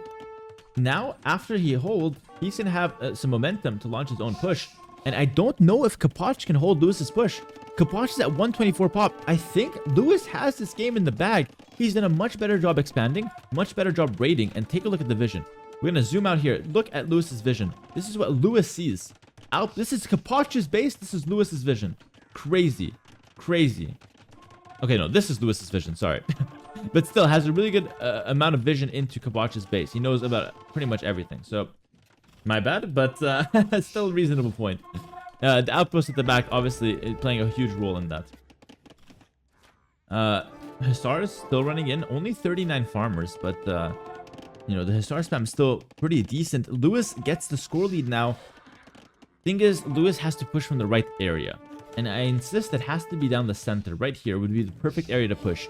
Near the production buildings, open up the map, and really just make it hard for Capoch to even survive.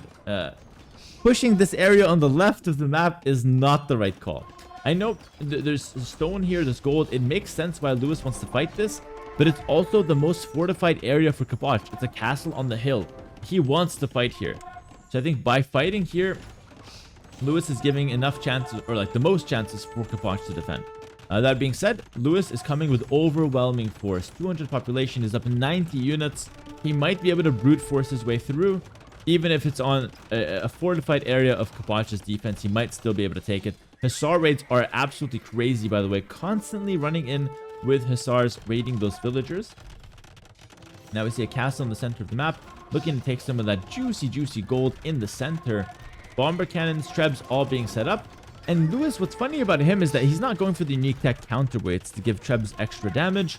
And I'm not sure if he even knows about the tech. That's the funny part. Like, obviously, there's other things to get, so it's possible he just doesn't want to go for it. But I do wonder if he knows about it. Getting a little too close to the bomber cannon. Loses one. Has to repair that castle now. And this is what I'm saying. Like, he's giving Capoch a chance to hold on. Like, Capoch is repairing. Anything can happen here.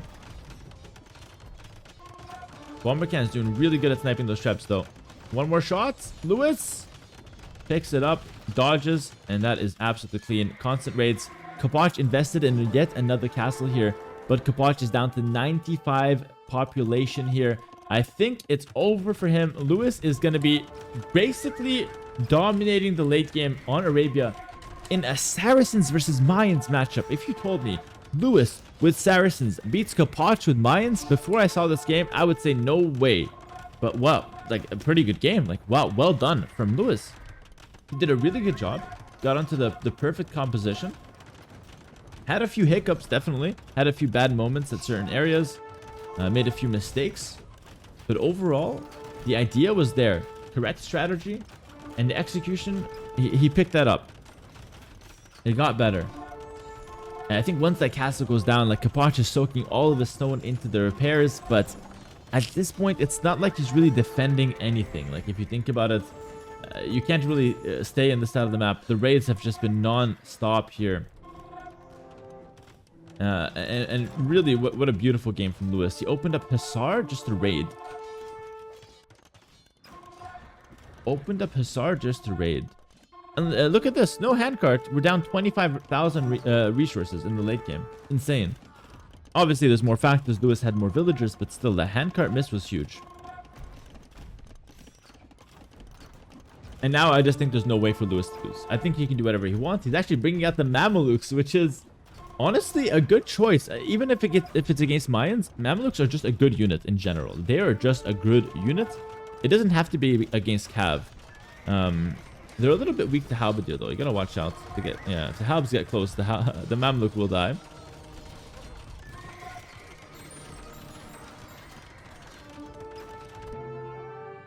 GG called. We have ourselves a 2-2. Lewis equalizes as the underdog with the weaker Arabiciv. Can I get a GG well played in the chat for both Capoch and Lewis? What a banger series so far. Seriously been amazing. We even saw Elite Mameluke at the end there. Crazy game. Amazing expansion from Lewis there. Really taking advantage of the auto farm. He basically got a brand new base. Look at that. 55 villas all working perfectly in the back of the base. Capoch's base completely in shambles. Even if he had a lot of castles in, the raid still got to him in the end, and he wasn't able to stabilize and survive. Questionable eco technologies as well could have hurt him in the long run. And I just want to say, really well played there from Lewis. That was not an easy game for him to win. Take a quick look at the stats here. Now, a lot of eco, the eco was just like the big deal. KD was actually quite similar. And APM, both of them around 70, 75, which is a really good number, by the way. Both of them playing pretty quick. Let's take a look. It looks like 3 camels. They have 3 camels, and they all have auto scout now. No, they have 4 camels. So they have 4 camels all auto scouting. Okay, this is mega random. Lewis said so dumb. Suits the host, to be fair. How am I getting roasted? How am I getting roasted? I am the host, putting money for these guys, giving them a platform, and then Lewis hits me with that. I'm happy about it, man. I'm happy to see that. It gives me life, bro. Gives me life. I like the banter. I like that I'm involved somehow. Good to see it. It's okay, Lewis. I mean, he destroyed me 2 games in a row. Like, he can obviously trash talk all he wants. But yeah, a mega random, and looks like we have a very nice map here. Let's take a look. After all this craziness, let's take a look at the civs. We got Capoch playing in blue as the Lithuanians. And we got Lewis playing in red as the Portuguese. The map itself looks like a little bit like a standard land map, but I do notice a really big hill in the center.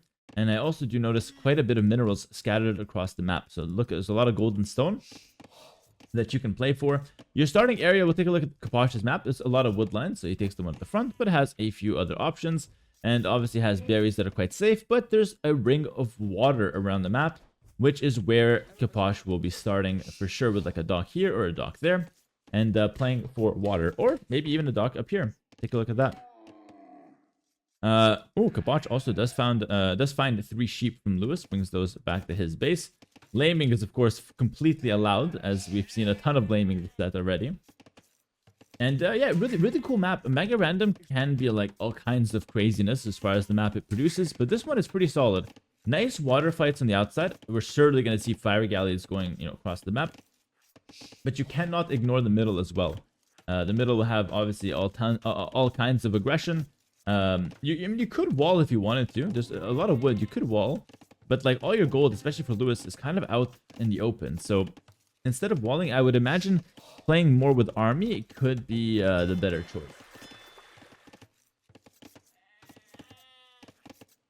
Also, thinking about the matchup, Portuguese can be a really good water map civ. Like, getting fire ships with extra HP. And at the same time, they cost less gold. That's a pretty nice bonus. Lithuanians start with an extra 100 food. Gives them a really smooth start, especially allowing them to fish nice and early. So both players have good civilizations here, to be fair. Like, they have solid civilizations. And, it's funny. Because the 4 camels, before Auto Scout, it wouldn't be that useful. But now that there's Auto Scout for all 4 of them, I think it's kind of insane. They're going to basically scout, like, yeah, Capoch has scouted the entire map. So has Lewis. So they've scouted pretty much the entire map so far. That's a good point. How many relics are there? There's 1 relic here. I don't see that many. 1 relic here. That's it, right? 2 relics? I feel like Lithuanians got scammed. Only 2 relics is crazy. And like realistically, Capoch can only get like 1 of them. This one is really hard to get.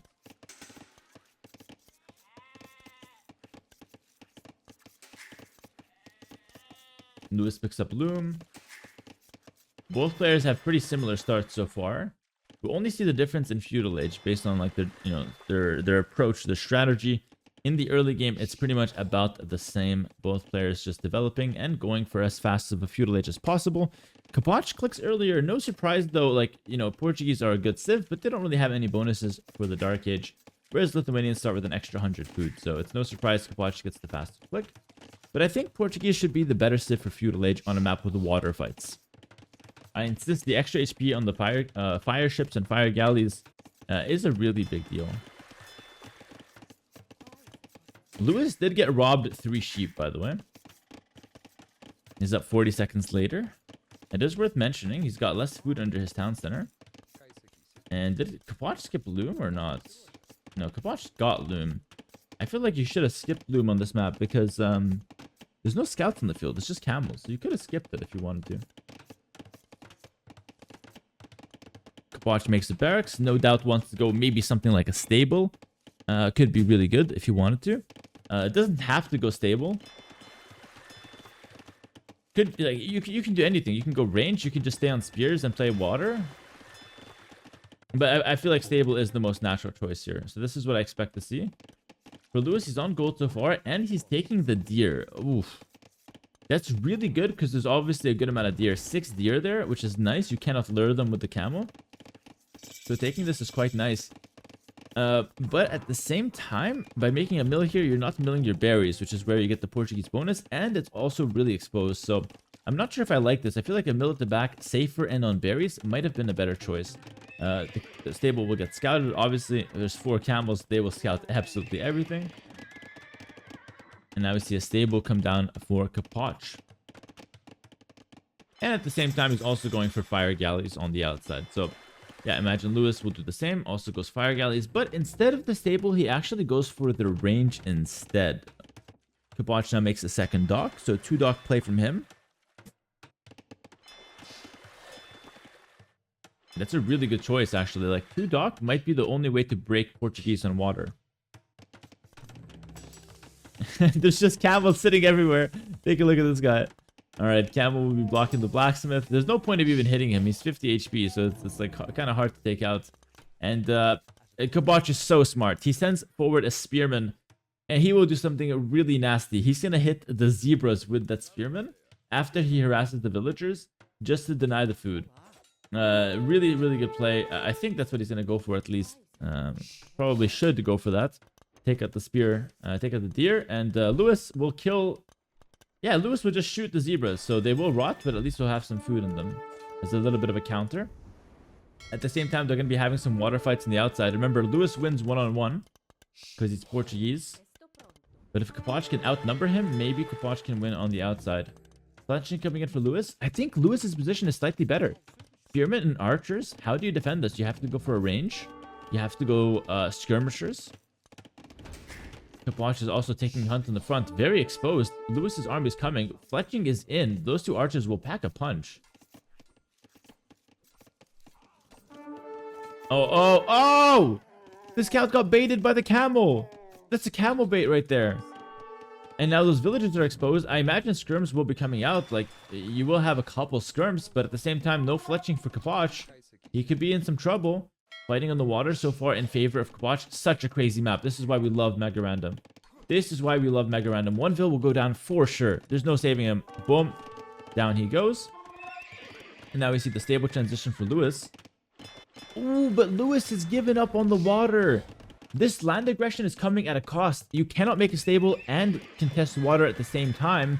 So instead, Lewis gives up the water, goes for the stable transition, and looks to play all on the land.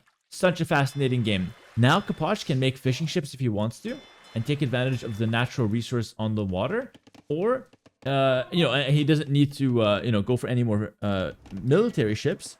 And then while doing that, he has to defend on land. That's kind of his main strategy, his main plan right now. Lewis does not have the luxury of the fish. All of them will be killed or chased away. But he has a much better army on land at the moment, and he's got a little bit of momentum as well. The only thing for Lewis is that food is running really low. And the berries are really close to the water. I could see berries being harassed by fire ships at some point here.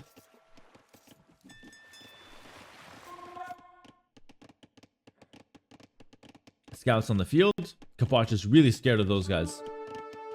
He runs away immediately. Scouts and archers, the best feudal age composition that you can get to, basically. And Lewis ignores the villagers, goes straight for the army here. This could be a really nice match for Lewis.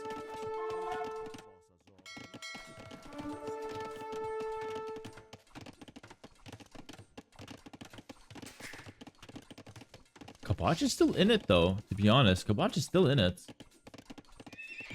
It's not like Capoch is dead. He's just on the back foot right now. Like, he's got the score lead, he's got the water.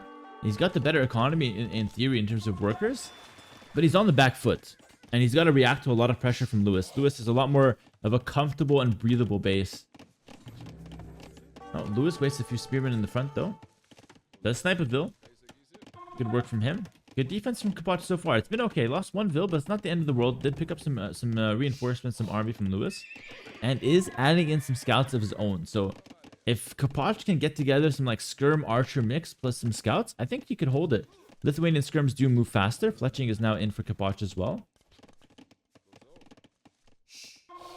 Lewis, 300 gold in the bank. Maybe saving up for a gold watch. I'm not sure, but you got to make sure to spend that one, to be honest. And a little bit of a fight breaks out here. A little bit of a skirmish. It's hard to tell who's going to be coming out on top. So far, the micro's been clean from both players. It looks like Lewis has the stronger army, or at least he's targeting the right units. Archers to target the archers, scouts to clear the skirms, and Lewis actually comes out big. Really good fight there for him. Good performance on the micro as well. Clears up absolutely everything, and now Capoch is just dead lost, is he not? How does he defend? He needs to get creative. He needs to get creative. Maybe a tower. You're not holding this without a tower. Maybe mine some stone. Tower here in the next 30 seconds can be really good. For the time being, though, Capoch is just buying some time, getting out a few scouts. Behind this, Lewis goes for a market. Instead of the gold watch, he instead buys some food at the market. Definitely a good choice. Feeding your people is better than buying a gold watch. That is what I learned from Age of Empires. And what's funny is that Lewis's fishing ships are still working very inefficiently, but if this guy comes home with those 15 food, that's actually kind of good. Is he gonna make it? 15 food, he's coming in. He's trucking in. This guy's doing his duty. Look at this. Brings in the 15 food. That's gonna be huge. It's gonna get Lewis up to Castle Age. That is massive. 15 food. Boom. Drops it off at the dock. That is a soldier right there. Another one coming. Oh god. Meanwhile, there's nothing too crazy going on land. Lewis clicks up the castle, so we can watch this guy go for it. Oh, make it, run. 15 food, run your ass, bro. Drop it. The touchdown is there. 2 HP. He dropped it. What a savage. What a savage. The fishing ship has absolutely clutched that one.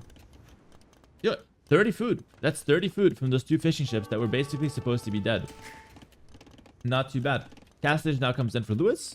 I think he's doing a great job of just like, stabilizing and getting up to Castle Age, playing towards his win condition. Has 2 ranges, has the stable, can easily go for a ton of gold units. One thing that I do want to talk about though, Lewis has no gold. He only has this one. This one out here is exposed. So if Capoch can somehow pressure him and keep him off gold, that could be a nice win condition. Capoch is up to Castle Age though, minute and a half later, minute 15 later we can say. Still has the water in his control, but it's only really bringing in 3 fishing ships worth of food income. It's not the craziest I've ever seen from like a water advantage. All right. Castle Age is coming in. Camel down, okay.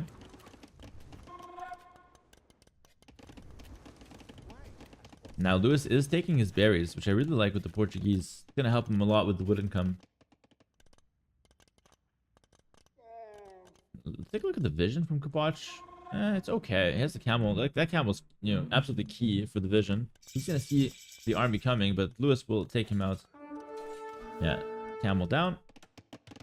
And not a big deal, obviously. And Capoch managed to survive without a tower, which was really good. I was kind of panicking for him. I thought he needed to make a tower for sure. He proved me wrong, and now we're going to see 2 range defense for Capoch. So he's going to try to hold on maybe Elite Skirm, maybe Knights, maybe Monks. Definitely needs Elite Skirm though, because there's a lot of crossbows on the field. And Lewis is going to go for Ballistics first. So goes for University, goes for Ballistics, some small harass at the back of the base. Capoch actually killed 2 Vills, but now Lewis will clear this up. Yeah, look at that. Wrong neighborhood for that scout. Oh my god, absolutely got jumped right there. That was a backyard brawl. And once Ballistics comes in, like those crossbow are really good. Thing is, Elite Skirmisher from Lithuanians. That is as good of a defense you can ask for. Capoch also goes for University, so he recognizes the importance of Ballistics here.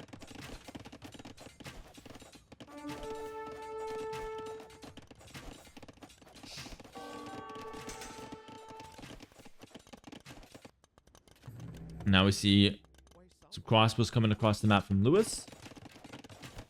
No knights so far. Oh, just a couple. But he's producing them for the time being.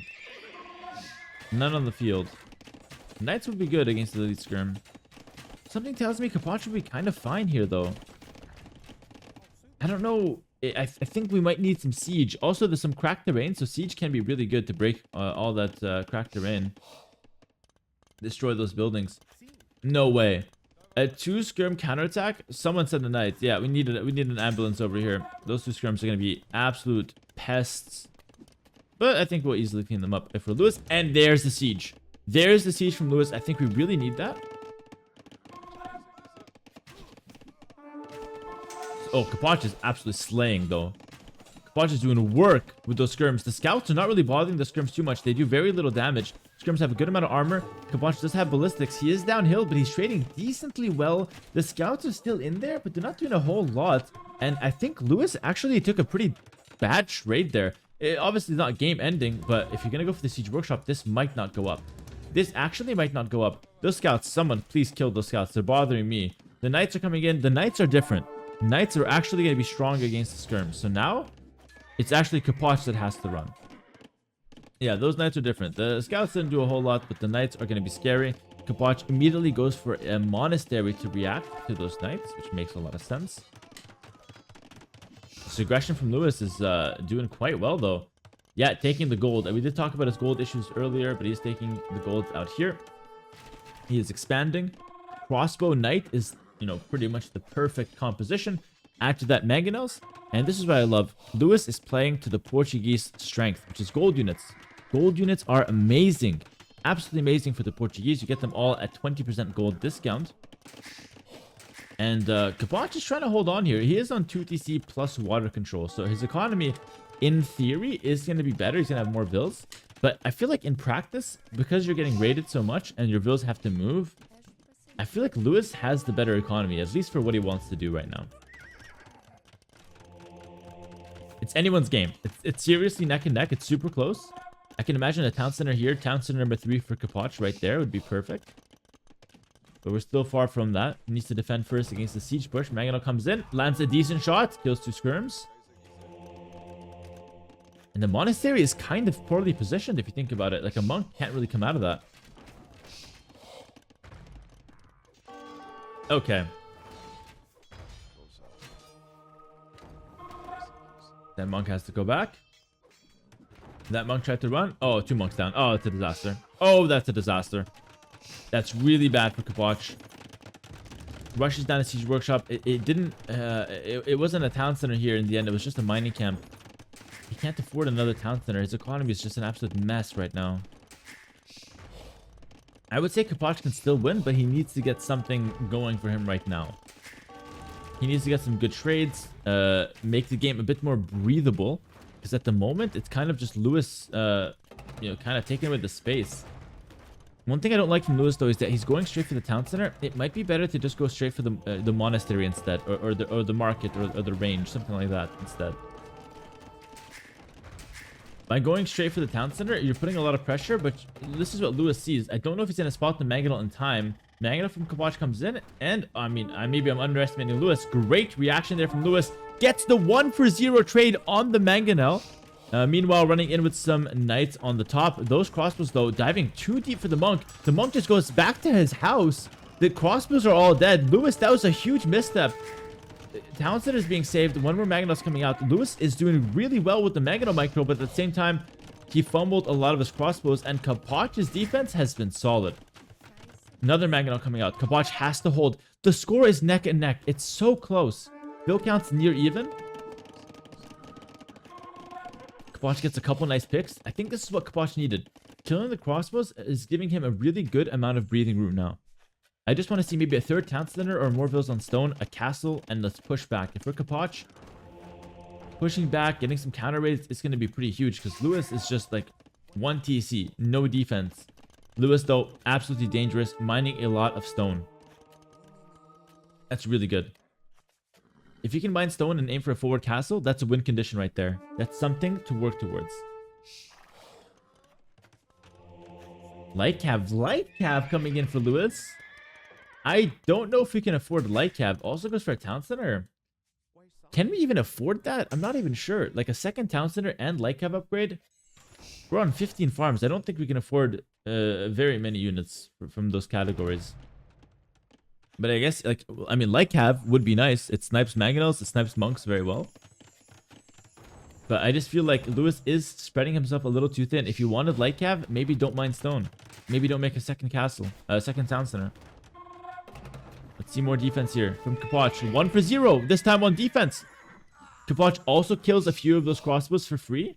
Guys, the free stuff is amazing. That's why when I'm not streaming and asking for free subs in the chat like Crimes, I'm going to Costco and getting free samples. I'm always looking for free stuff. And on defense, the free stuff is even the best thing in the world. It's even better than at Costco because getting free stuff for just sitting at home defending is the life. Imagine you're on your couch at home and you get free things delivered to you. This is exactly what Capoch loves here on the defense. And Lewis, he is done gifting. He is done gifting stuff for free. Wheelbarrow is coming in now. Capoch, I call this active defense, guys. I call this active defense. Don't just sit here at the back of the base with your army, tail between your legs, hiding. Go out. Get out there. See the world. Get some free trades. There we go. I think Capoch should trade here and chase it even. Push him back. 3 dead units. I think Capoch is playing too passive. He needs to get out there. See the world, Capoch. Because if you think about it, what can hurt you? Like a few knights, you have the monks, a couple light cav, you have a decent amount of skirms, a couple mangonels. You could land some attack rounds. If Capoch just sits back, I think the risk of a forward castle is too serious. And the forward castle would be really hard to hold. Like a castle on this hill, after they kill the barracks, make a castle there. Castle here is even a good decision from Lewis too. Camel goes down.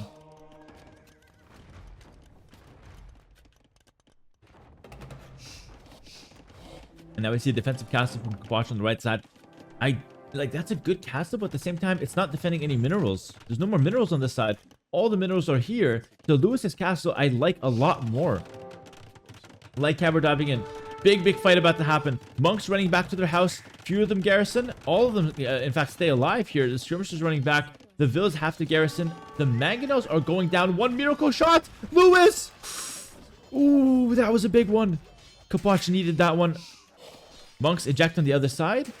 Can we get some conversions? It's a bit messy. At the same time, guys, you're dealing also with the forward castle here. So this game has been absolutely crazy.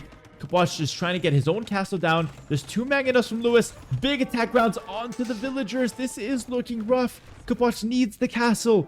He absolutely needs the castle. At the same time, he doesn't even notice. There's no way. 5 fills down. Lewis is all over Capoch. This is such good play from Lewis. Attacks on the top with army. Castle on the bottom with siege push to deny the minerals. Such good play. Capoch is trying to hold on. Has 1 light cav that he converted. 1 mangonel. This is your last hope. Gets a 1 for 0. Looking for more. Oh! Ooh, 1 for 1 in the end. There's still 1 more. But the castle goes up. And Capoch, by the hair of his teeth, or whatever the saying is, the skin of his teeth. He's got no hair. I should know this. Capoch manages to hold on. Beautiful defense. Beautiful defense. Not that good over here, though. Lost a few villagers, to be honest. But still, he's on the rock here.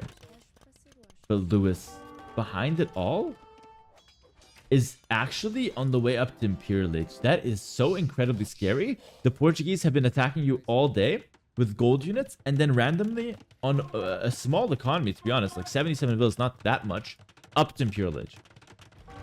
After a forward castle. Oh, but this is a good play from Capoch. Gets the castle of his own. Puts pressure on the gold.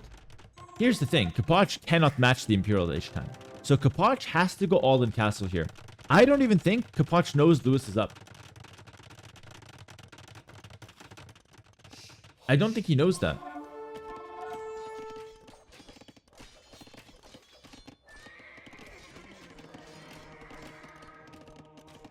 Now those light cav will find some value. Monks have to run. Monks are fast, man. What the hell? Are they gonna escape? Yeah, 1 died. That's fair enough. Yeah, but the value is still decent from the monks, because the light cav will probably die to the skirms here. I mean, +2 armor is in, so the light cav are quite tanky. 123 pop for Capoch. I think he can still win. Lightest are on the field, and Lightest is literally one of the best units in the game. Take a look at the stats here. 13 base attack. Half my chat can't count the 13. And add on top of that upgrades. Add on top of that the one relic giving +1 attack. The Lightest also ignores armor. This unit is really strong. So if Capoch can piece together a few Lightest, get the upgrades that he needs, put pressure onto Lewis at home, and try to all-in castle to beat the fast imp, he actually could make it work. But so far, Lewis has had a really nice defense. Score is neck and neck, especially after Imperial Age. Now, Lewis's advantage, he gets Imperial Age. He gets Trebs out. He gets some stronger tech. He can get Bracer if he wants to. He has a lot of options. Being an Imperial Age first, he can even go Feitorías if he wants to, right? They are expensive, but you could go for that, as Portuguese on a map like this especially can be a pretty smart choice. Let's take a look. Lewis is imp. Capoch now understands everything in the game. He understands his opponent's fast imp. Capoch can actually go for a forward castle here if he wants to. He could send in some Lightest to raid as well. This area is wide open. Lightest running in to the back of the base, getting some kills right off the bats here. And what's crazy is that Capoch can run back to his ships that can help out if he wants to. Snipes the camel. Priorities. He sniped the camel. Out of everything he could have went for, he went for the camel. Capoch is also pushing on the middle. Lewis is in. But I don't see Lewis's army. I don't... Lewis is on light cav. What is Imp getting him so far? Lewis put 1800 res into Imperial Age, and all he has to show for it is one measly treb. That's it. So Lewis right now, he is maybe regretting his decision. He is thinking, you know what? Maybe I should not have went to Imperial Age. Used the resources elsewhere on military because I'm Imp, but I can't do anything with it. And Capoch, with his all-in castle, is gaining some momentum. Speaking of castles, castle on the middle hill. This is so crucial. It's overlooking some minerals. It's on the middle hill, and it's right next to Lewis's town. That is a good castle if I've ever seen one. But at the same time, not a lot of army near it for Capoch. Just a few skirms, some of them going down. I mean, nothing too crazy right now. The lightest, though, how are they doing against the light cav? 4 light cav versus 8, 4 lightest versus 8 light cav. It looks like because one lightest snuck in there, they are good to go. Oh, Lewis is going to convert that guy. Oh, nice. That's so good. He converted him on 1 HP and then he heals him up. That's so good. Good play from Lewis. Using the treb trying to hold on. Capoch picks up Bloodlines. Didn't even have Bloodlines on his lightest till now. Game has been super intense so far. +2 armor coming in. Bloodlines coming in.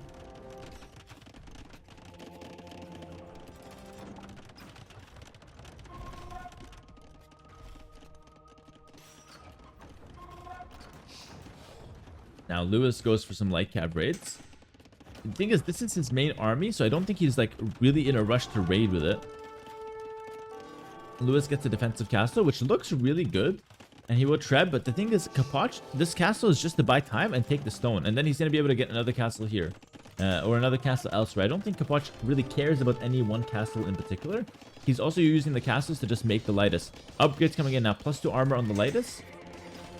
And remember, it is worth mentioning, Capoch got scammed. This map only had 2 relics, only one of which he has in his name. So the lightest are only getting +1 attack from the relics. But forging is coming in to help him out there as well, getting some more attack. And Capoch, again, he's not even thinking about Imperial Age. Why? Because if he tried to go up to Imperial Age, he would have had no army on the field, no counterplay, and Lewis would just steamroll him with trebs. But instead of Imperial Age, because he went for army, he has a really good chance in the game now. Lewis is still not doing a whole lot with Imperial Age tech. Like, he just has trebs and that's it. Doesn't even have Bracer, for example. So even though Lewis is up to Imperial Age, Capoch on 150 Vils at the moment is in a much better position. Taking more of the map, expanding. Taking all those minerals and just spamming lightest. It's a really good decision and really well played from Capoch so far. Any Fatorias from Lewis? Yeah, 1 Fatoria. Okay. That's not bad. It's gonna give him some nice, decent economy. Obviously, it generates infinite. It generates resources infinitely, but at a slower rate than the 20 villagers it takes up as far as population space. Capoch, no wheelbarrow, no wheelbarrow, no double bit axe. Sorry, no bow saw, no horse collar. God, no heavy plow. His economy is in really bad shape. On 150 vills, you gotta get wheelbarrow. You gotta get wheelbarrow. It's minus 8k times 3, pretty much.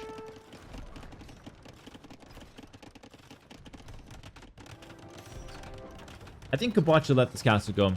This castle's not achieving a whole lot right now. It is keeping an eye on the gold, but like, who cares? I think he's wasting stone trying to repair it. Capoch clicks up to Imperial Age, though. He deems it a good time. He's getting a lot of raids behind Lewis's base as well. Lewis goes for another castle. This has been a crazy game so far, bringing out a few organ guns. Thing is, Lewis doesn't really have, like, his economy is in shambles. He doesn't have, like, resources to take. His villages are just idling around. And Capoch runs in, tries to go for the treb. Yep, we'll snipe it. Capoch has, on the other hand, Capoch 70 farms, taking a lot of stones still. No gold at the top of the map though, so you know gold can be a problem. But Lithuanians get a really nice trash unit. They actually get the winged hussar, and Lewis is down to 14% worker efficiency. 14%. Detention in high school had more productivity than Lewis's economy right now. 14% worker efficiency out of 100 bills.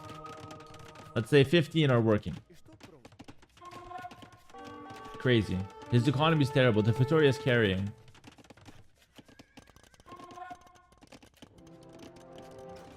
Trebuchets are coming out. I mean, the Trebs are... No, don't tell me it's the MTC. Okay, it's not. MTC's back here. Capoch is smarter than that. Lewis is doing a lot of work with the Trebs, to be fair. But Capoch is up to him. And I think all you need to do is go Winged Hussar, start of Imp.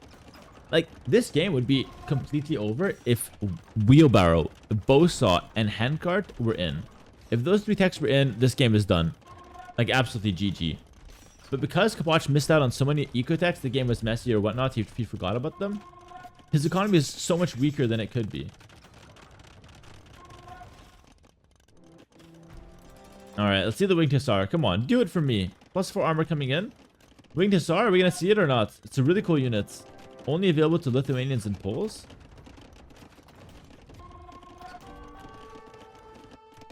Also, there's like some operation here from Capoch, making some stables, harassing with the ships. This is so annoying. That's the lumber camp behind Lewis's base. So interesting. And there it is. Winged Hussar is in. 1 minute to go on that one. Lewis is trying his best. He's pushing him into the castle. Score is still really close, but I just don't see how Lewis can hold the Hussar, right?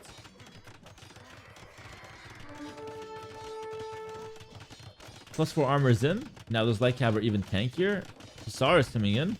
Remember, Lithuanians do not get blast furnace, but the Winged Hussar makes up for that. Yeah, this is absolute domination. The Trebs are going down. A lot of those are going down. 4 flips to Capoch, and I think as soon as Winged Hussar comes in, I don't think Capoch will lose the score lead after that. I think he'll keep it for the rest of the game because I just don't see an answer. This is such a strong unit. 9+2 attack. All the stats a Hussar has, but just an extra melee armor on top of it all. 2 Vittorias, I mean, not bad from Lewis. 2 Vittorias is solid. His Trebs are doing okay, but I just don't see army. I just don't see army. Pikeman coming out. Chemistry's coming out. He's going for crossbow. But the Hussars are waiting for no one. Look at this. So many vills dying. On the wood, on the gold. Lewis gets forced off of this side. Can't take gold anymore. Hussars are sniping everything. Also, randomly, Hussars have a bonus damage against gunpowder. So, I don't know why, actually, but the Winged Hussars do. Not Hussars, just Winged Hussars. They have a bonus damage versus gunpowder. So, Organ guns are not a play for Lewis. Yeah, Lewis, I mean, his economy is just villas running back and forth. 21% right now, worker efficiency. And they're only really working on wood. It's just 20 villas idling here. I don't even blame him. It's just a tough situation. You're getting raided everywhere. Now the Trebs are coming out for Capoch. And I think Lewis is just counting out his days right now. To be honest, there's nothing more. He can't win. I don't see a single win condition. He has 100 pop plus 2 Vittorias. His economy is in shambles, and Capoch, 180 pop. His economy is doing great. And his army is great as well. He's setting up a lot of farms. All you need is Hussar here. Like, Lewis does not have a counter to Hussar. It doesn't even have Halberdier tech.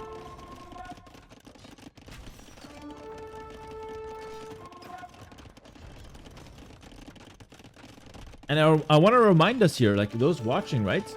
Remember when Lewis got the fast imp? It looked really good for him. But Capoch, as soon as he saw the fast imp, he went all in castle, which was the correct play.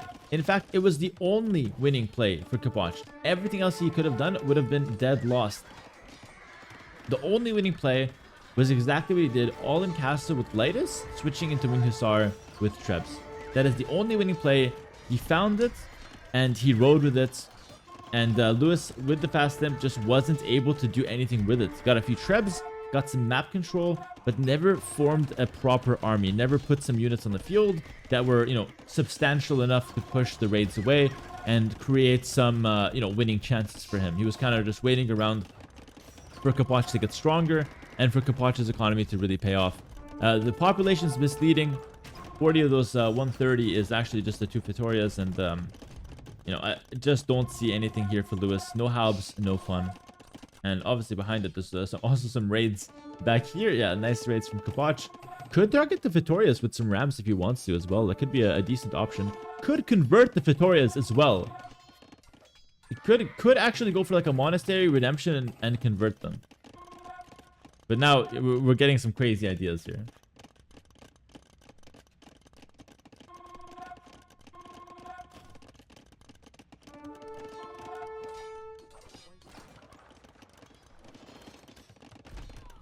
Couple traps from Capoch. Hitting the castle now and wants to push things back. Sends in another batch of Winged Hussar to raid here.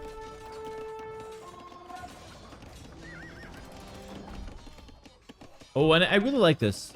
Just in case Capoch picks up the skirmisher upgrades. Just in case. He probably doesn't need it. If it was me, I'd go pure Winged Hussar. But just in case, like now there is Halbers on the field. And you are playing versus Victoria. You don't want to like underestimate it. He picks up the skirm. Now, skirm from Lithuanians plus Winged Hussar is such a good composition. I just don't see. Lewis doesn't even have an answer to that. Even if he was in a better position. He's in obviously a terrible position. Even if he was in a better position, he wouldn't really have an answer to that. That's a really good late game comp. But in the position Lewis is in right now, there's just nothing there for him right now. There's nothing there. He's at 30 vills, 30 army. He's still hanging on somehow. Capoch is pushing in here. Those trebs are going to kill the town center and kill so many of these, you know, important buildings, blacksmith stable, houses, all the good stuff. And it looks like we're going to see one last fight in the center here. Winged Hussar on the hill. Skirmishers behind them. Lewis does not even want to see the rest of that battle. GG is called, and this was probably the best game of the set. Clocking in at 1 hour. These guys played a really good game. It felt winnable for both players. Let's get a GG well played in the chat. Both Capoch and Lewis played a phenomenal game here. I thought at some point Lewis would win. Then I said, okay, you know what? Capoch is doing some nice defense. Lewis is wasting a few units. I thought, okay, Capoch is going to win. Then I saw Lewis with the fast imp. I said, okay, Lewis will probably win. Forward castle fast imp. It was looking really good. And then Capoch with the only winning move, all in castle Lightus, stabilize, go for the big economy. And he actually managed to win the game. Beautiful play. Lewis went for Halberdier, but it just wasn't enough. It's too little too late. Skirmish on the field. It's GG. Take a look at the stats here real quick. Nice KD ratio from Capoch. Economy for Capoch. Did Capoch get wheelbarrow even? No wheelbarrow. What? No wheelbarrow and you're winning with 140 vills. This is criminal. This is criminal. I have an emote, Hera handcart. We don't have an emote for someone who misses wheelbarrow. We don't even have one. We don't even expect it. Crazy. That's something that just cannot happen, man. Good APMs. All right, guys, moving on to match point number 1. Capoch, of course, can win the whole thing if he wins this game. We are going into game number 6, and the map is River Divide. This map might look very familiar if you've been following along our Empire War journey for Red Bull. There is a river on either side, and one player has a transport on one side, other player has a transport on the other. There's, of course, 2 shallows in the middle of the outside that connect the outside to the middle land. And both players have a decent amount of wood and resources in the middle, in the mainland. But at some point, if you want good woodlands and extra resources, you need to go to the outside, and the transport will facilitate the crossing as well. The transport also prevents your opponent from fully walling their base, because then you can just transport over and harass your opponent over his walls. Really fun map. I've had the pleasure of playing it a few times myself. And we'll analyze the Civ matchup here. We got Capoch playing in blue as the Franks. A tried and tested Civ. Very classic Civ. All the way since Age of Kings. Has been doing pretty well. And yeah, Franks are definitely solid. But we have a very classic counter pick to the Franks. It's actually the Tatars. But hold all this discussion, guys, because we've got a boar lane. Capoch, feeling that killer instinct on the match point, goes for Lewis's boar. But Lewis is there. And he's going to try to stop this one. He's harassing Capoch's scout a little bit as well. And I think...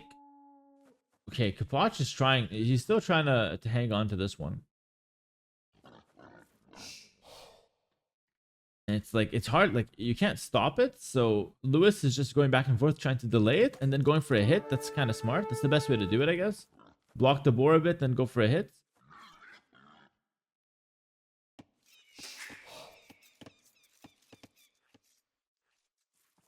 Thing is, like luring a boar with the scouts from Franks, you're kind of wasting the bonus a little bit. Oh, and Lewis stops it. Brilliant play from Lewis. He stops the boar lure. That's a bad start for Capoch. That's a really bad start from Capoch. Scouts down to 10 HP. And honestly, he has nothing to show for it. Yes, he delayed Lewis's boar, but I don't think that even matters. Lewis has enough sheep to get by here, so he's completely fine. And he's got a really nice map with the back berries. Minerals are all to the front, though. Take a look at this. 3 gold and 2 stone, all to the front for Lewis. Capoch, much better map. Back gold. Sorry, back stone. 2 back golds, 1 gold off to the front, and 1 stone off to the right. So Capoch has them spread out, and 1 or 2 to the back is very nice. But you know, Lewis, a little bit more, you know, a little bit more of a bad map. Has to put more pressure, and really has to control the front of his map, or else he could have some problems. Also, I want to take a quick time here to address the people watching on the GL. Hold on. This boar tastes extra sweet, he says, as he brings it back to his base. Love the trash talk there. I want to take a small time to address the people watching on the GL YouTube channel. For those on Twitch here with me, if you missed the start of the series, or if you miss future editions of Winner Stays On, every week on Wednesday, it's going to be live on my channel on Twitch, Hera TV Hera. And if you miss it, you can check out the GL YouTube channel, !GL in the chat. Subscribe to the channel, stay up to date there. They post a lot of good content, but also they will be posting the Winner Stays On. Exactly what you see here will be on the Winner Stay on the GL YouTube channel, so you guys can enjoy that off when I'm offline. I also want to say for those watching so far, both on Twitch and on the GL YouTube channel, I am new to casting, more or less, so I hope to get better as I do more of it. I do apologize for any word slurring or any pronunciation mistakes. I will get better, and feel free to give me feedback. I will make an effort to read them. I really want to take this seriously and do as good of a job as I can with the series, because I believe in it. I think it's good for the community, and the people are enjoying it. So definitely, if there's any feedback, let me know, and I hope it's been at least adequate as far as quality so far. Okay, back to our game. We have both players going up to Feudal Age, 20 vils or 20 pop on both sides. This is, of course, actually the 19 pop build, the 18 vils, because they have a transport ship. Oh, that guy's on the land. That guy's chilling on the land. Okay. Don't mind him. He's just having a little bit of a breather. Lewis feeling himself a little bit, going for an attempt to trap. Doesn't find any value, though. And looks like both players will simply open scouts. I don't see a reason to do anything else. Going back to talk about the matchup a little bit, though. Tatars are a bit of a notorious counterpick to Franks. It's actually the reason I stopped picking Franks myself, because Tatars have cow archers with free thumb ring, crossbow mass with free thumb ring. They also have camels. All of these things do really well against Franks. Just in general, it's really hard to play this matchup from the Franks perspective. Not that the Franks can't win, it's just that it gets a little awkward. I did mention we're going to see scouts from both players, because I saw no one on gold. But Lewis surprised me and surprised everyone, really. It goes for a range instead. That could be archers, but it could be skirm spear as well. It's going to be skirm spear. Okay. Skirm spear from him. Makes some sense for sure. Maybe he didn't want to go scouts versus Franks.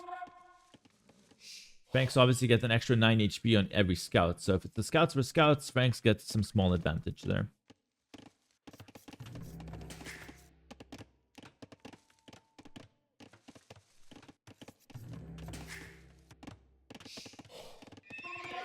And to be honest, I think like the Tatars, it's a really strong civilization, even straight out the gate as well. Like the sheep lasting longer, that helps you delay your farm. So we could see this kind of skirm spear approach with a good economy behind it. Lewis still has his scouts. He's doing a good job with that guy. Now the 3 scouts from Capoch are looking around the map. They're looking for some damage. One of them is weak, but 3 Frank scouts, definitely not something you can underestimate. Lewis only has 1 spear to defend, but the Vils can fight back, at least in the early game. Let's take a look. How is Lewis going to respond? Goes for the quick walls first, gets 1 down, and saves the other Vil. That was like a perfect reaction. What the hell? Who is this guy? That was so good. Also quick walls here. Wow. I would have assumed for sure 1 dead Vil. But, yeah, great reaction. I didn't expect such a solid reaction there from Lewis.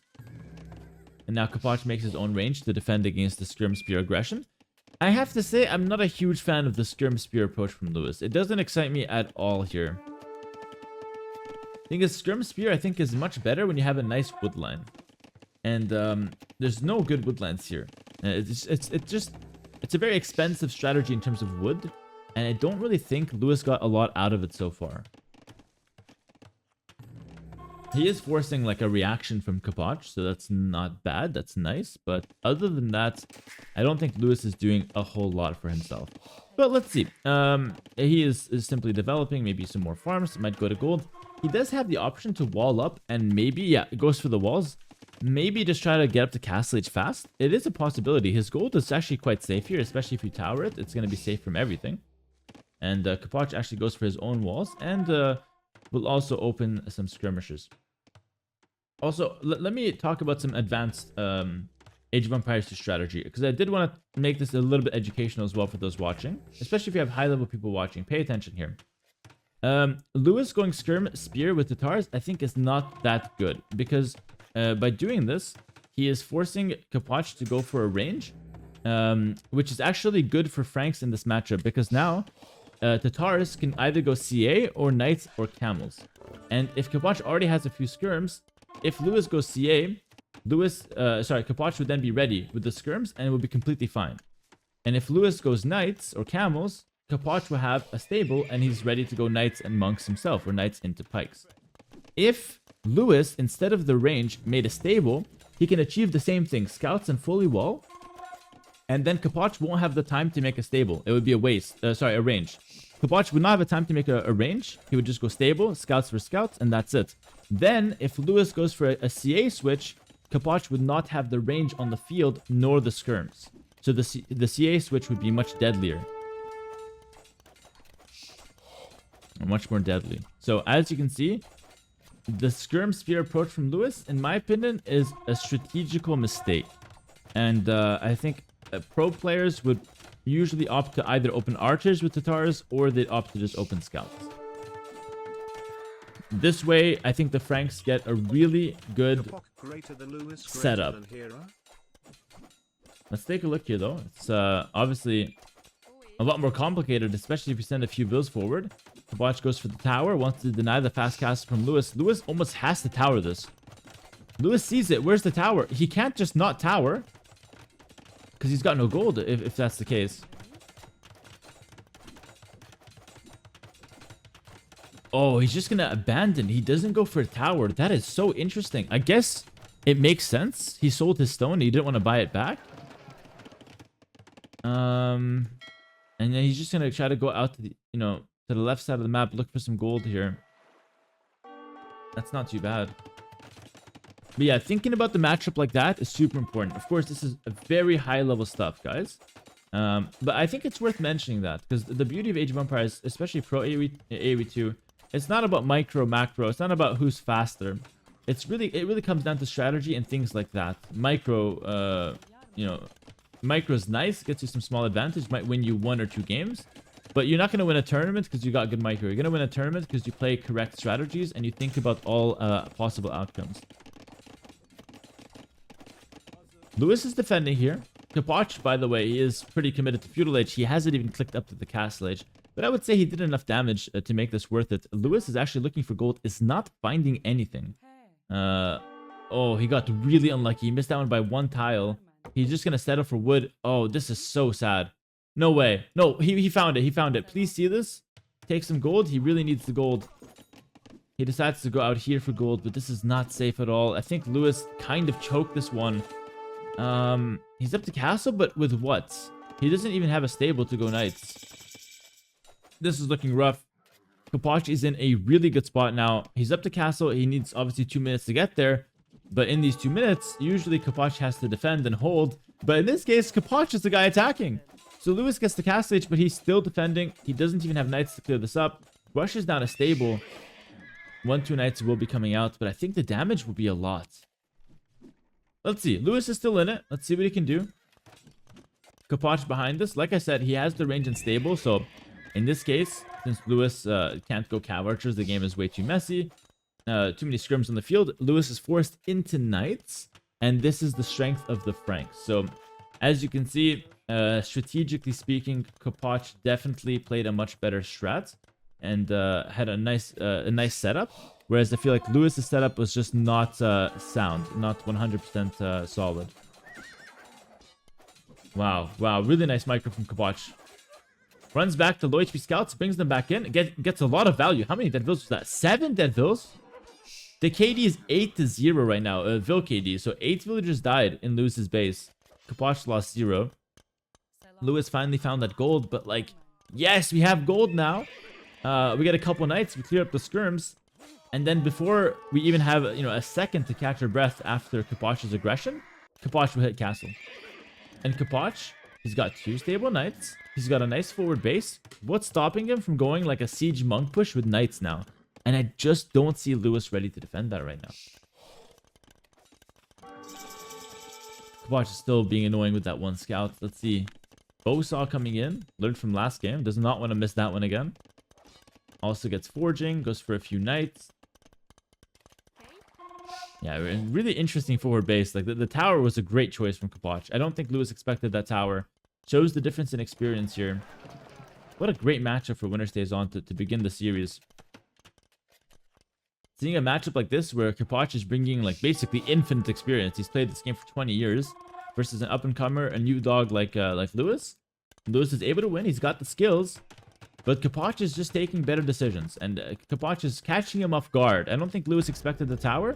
And I don't think his reaction was the best against the tower as well.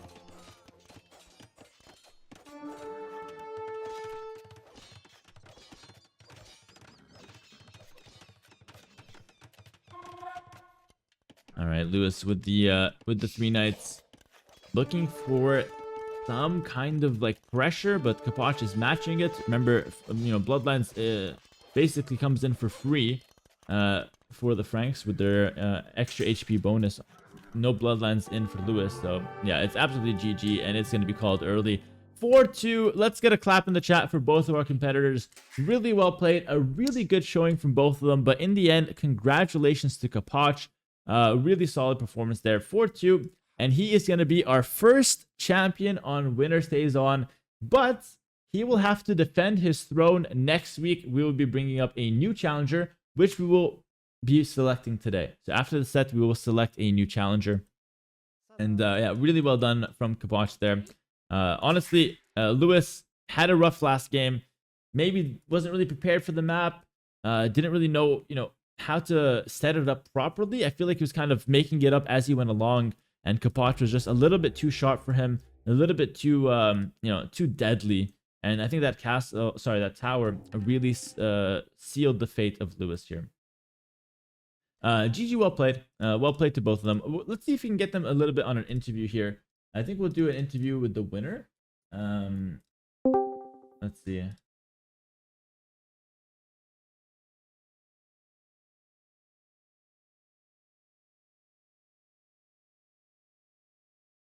We're going to do a 1-minute interview. We're going to end this as well. Take a look at the stats just for like the YouTube. And yeah, not bad. More resources collected and a better KD for Capoch. So just a pretty nice domination there from him. 4-2 final score. And let's see if Capoch wants to do a small interview. It's his choice, really, if he wants to come on. I think he should want to. Lewis is also his choice as well. Hello, Capoch, the winner. What's up? Hey, what's up, man? How are you? I'm doing great. Let me raise the volume so that people can hear you. How are you feeling after a 4-2 winner? You're the first winner, actually, of Winner Stays On. How do you feel about that? Well, pretty good. I had a couple of bad games, and Lewis surprised me. He played really well. Yeah, absolutely. I think when it came to experience and decision making and like surprising him, you had like better strategy. You had like a little bit more in your arsenal. You were also better on like the mixed maps and the hybrid maps. But I would say on the open maps, Lewis brought it to you. He played a really good game. I just want to ask you about something, Capoch. I noticed in the games you lost, or even in some of the ones you won, you forgot a lot of upgrades. You forgot Bodkin Arrow, Eco upgrades. Are you just not checking for them? No, I told you, Bodkin Arrow was on purpose. It was to handicap myself. Ah! So a handicap in the draft and a handicap in game. Yeah, for sure, man. No, seriously, I forgot to make it. I thought I clicked it and I thought I had it, but after the game, my chat was just yelling at me. You didn't have vodka now, and I didn't even know. Yeah, yeah. I mean, that's the reason why those knights were so strong, man. I know. It was like 5 knights taking out like 30 crossbows. It was I was ridiculous. like, what the hell? Well, that was a big fuck up for me. Yeah, absolutely, absolutely. But I mean, it can happen to anyone. It can happen to anyone. But yeah, obviously, shout out to Lewis. He played a great series.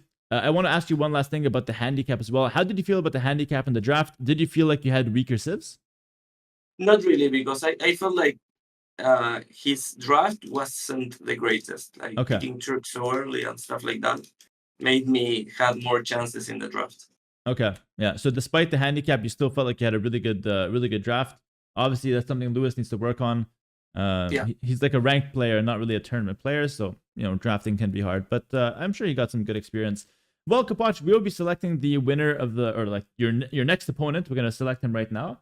And Okay. we'll be seeing you next week as well. You have 1 win. You know what's at stake, right, Capoch? Yeah. I need to get to 5 wins, right? Yeah, exactly. So you get $100 a week. You already secured $100, but every week is $100. You get 5 in a row. It's an extra $500. You can get up to $1,000 from from this match or from this event, and you have to go 5 straight. What do you Nice. feel? What do you feel like? You feel like you're gonna go far? You're gonna go for the 5, or it's gonna be hard? Well, it's gonna be hard. It's gonna depend also on who I get next, obviously, and what the handicap is too. Yeah, absolutely. If you get a lower ranked opponent, the handicap will be like pretty strong. If you get a strong opponent, there's gonna be no handicap. Do I get a handicap if I get someone like ACCM or something like that? No, you're the champion. Even if you get a high level opponent, at most you get an even draft. That's it, because you're the champion. Okay, that's the best. Okay. I'm making it as hard as possible, but that's what I want. I want it to be hard, and I want if you win, you deserve it.